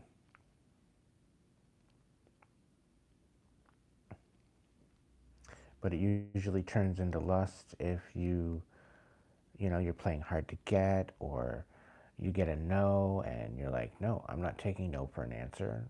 yada, yada, yada. Like, it's stupid. Really stupid.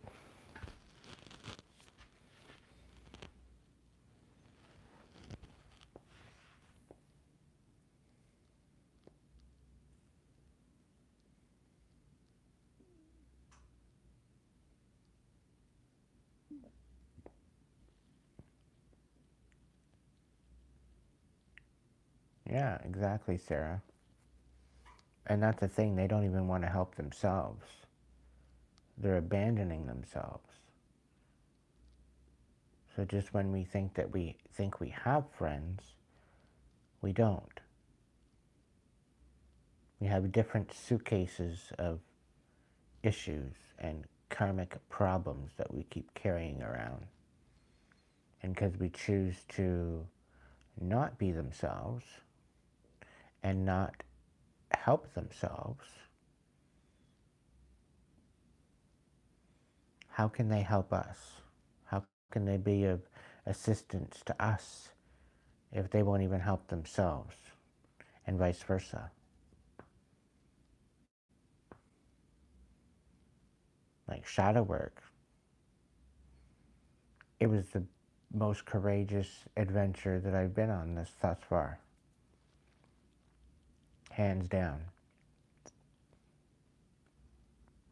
Had no choice but to be courageous. It was either that or sit in the shit and not see it for the truth.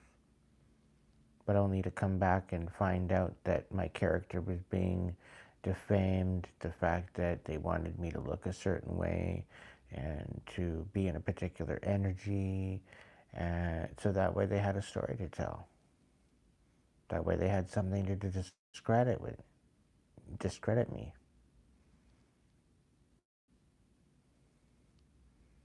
Not realizing everything that they've done has not only created a warrior, but it's going to be putting them all in purgatory, the ones that come up against you, collective. Anybody that had any ill will towards anyone, whether or not it be murder, whether or not it would be poisoning, whether or not it be some sort of lash out or conflict or whatever, no.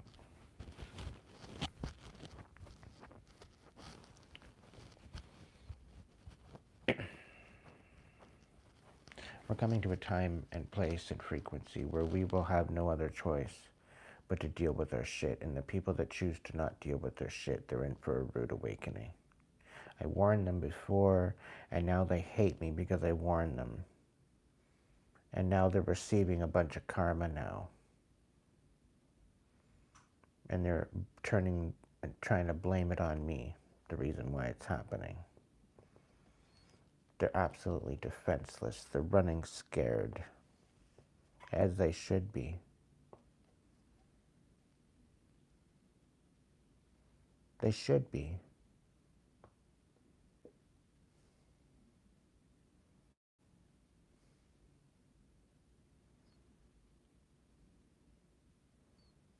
They should be running scared. If anything, that makes me happy.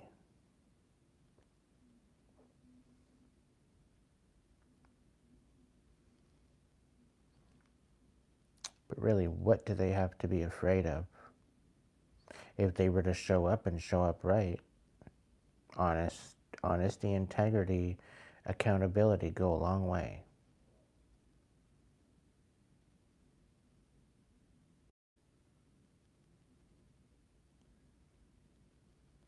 It goes a long way. But it comes down to choice, whether or not we choose to or not. If we can't choose it for ourselves, how do we expect to choose it for other people? How do we expect to be integrating other people's energy into our own if we can't even deal with our own energy? If we can't even decipher whose energy is whose from other people projecting it onto us?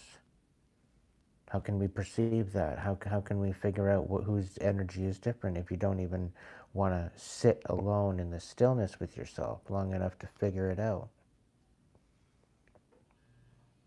Instead, you'd rather just go shopping and play on video games, do all this other shit that's a distraction to what you really need.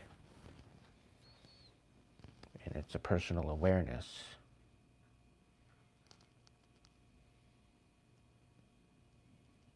of what you're actually capable of.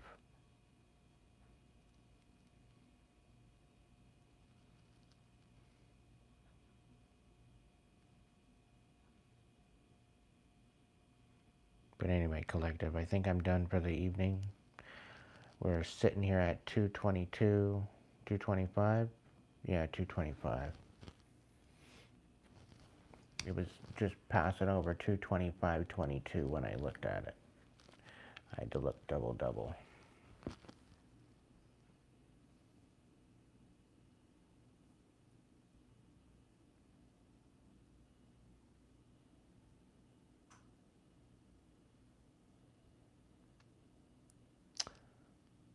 So sweet dreams, everybody. I want to say thank you for joining me. To the ones that supported me and donated to the channel tonight, I thank you so much. I threefold abundance, tenfold abundance, hundredfold abundance to those that donated tonight. Thank you so much. I tended to ramble a little bit later tonight, but a little later than what I wanted to. But there was more channeled message than dealing with the cards tonight. I just wasn't feeling it.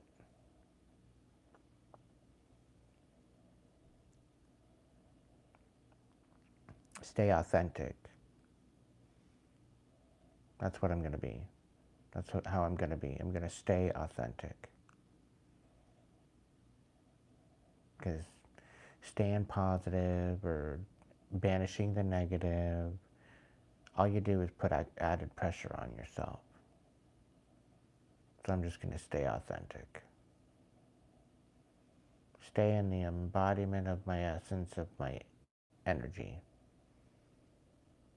Focus on knowing it's my energy or somebody else's and acting accordingly to that.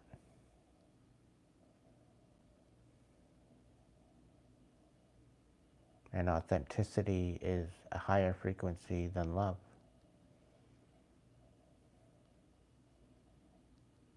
So I think that's pretty wild.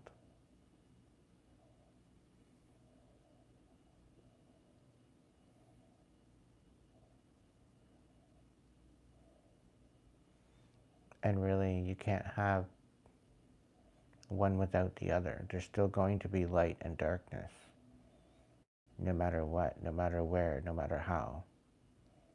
There's always going to be light and darkness within the divine and within the karmic energy.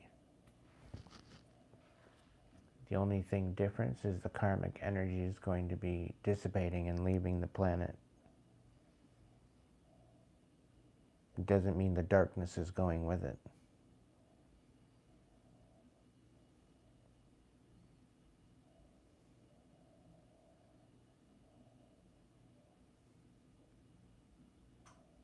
So you can't have one without the other. The only way to have one is to have the other and to make sure that you know the difference.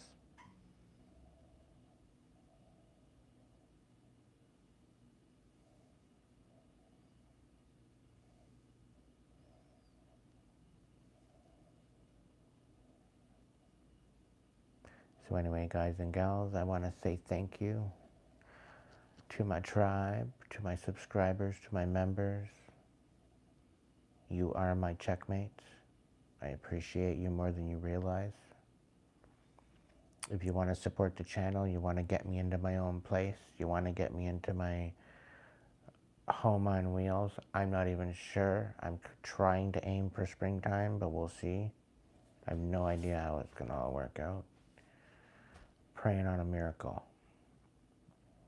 But if you want to support the channel, when I get to the means of supporting myself and getting myself stable, I plan on supporting you too. I plan on giving back somehow, some way. Right now, this is how I can give back. So,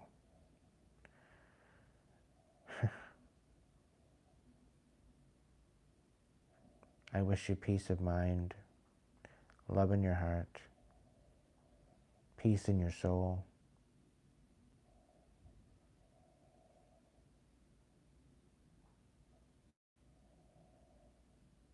Until the next video.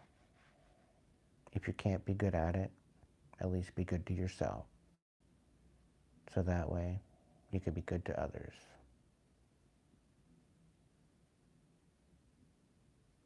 I love you all, tribe. I wish you a restful sleep when you get there. And I'll catch you in the next video. Ciao for now.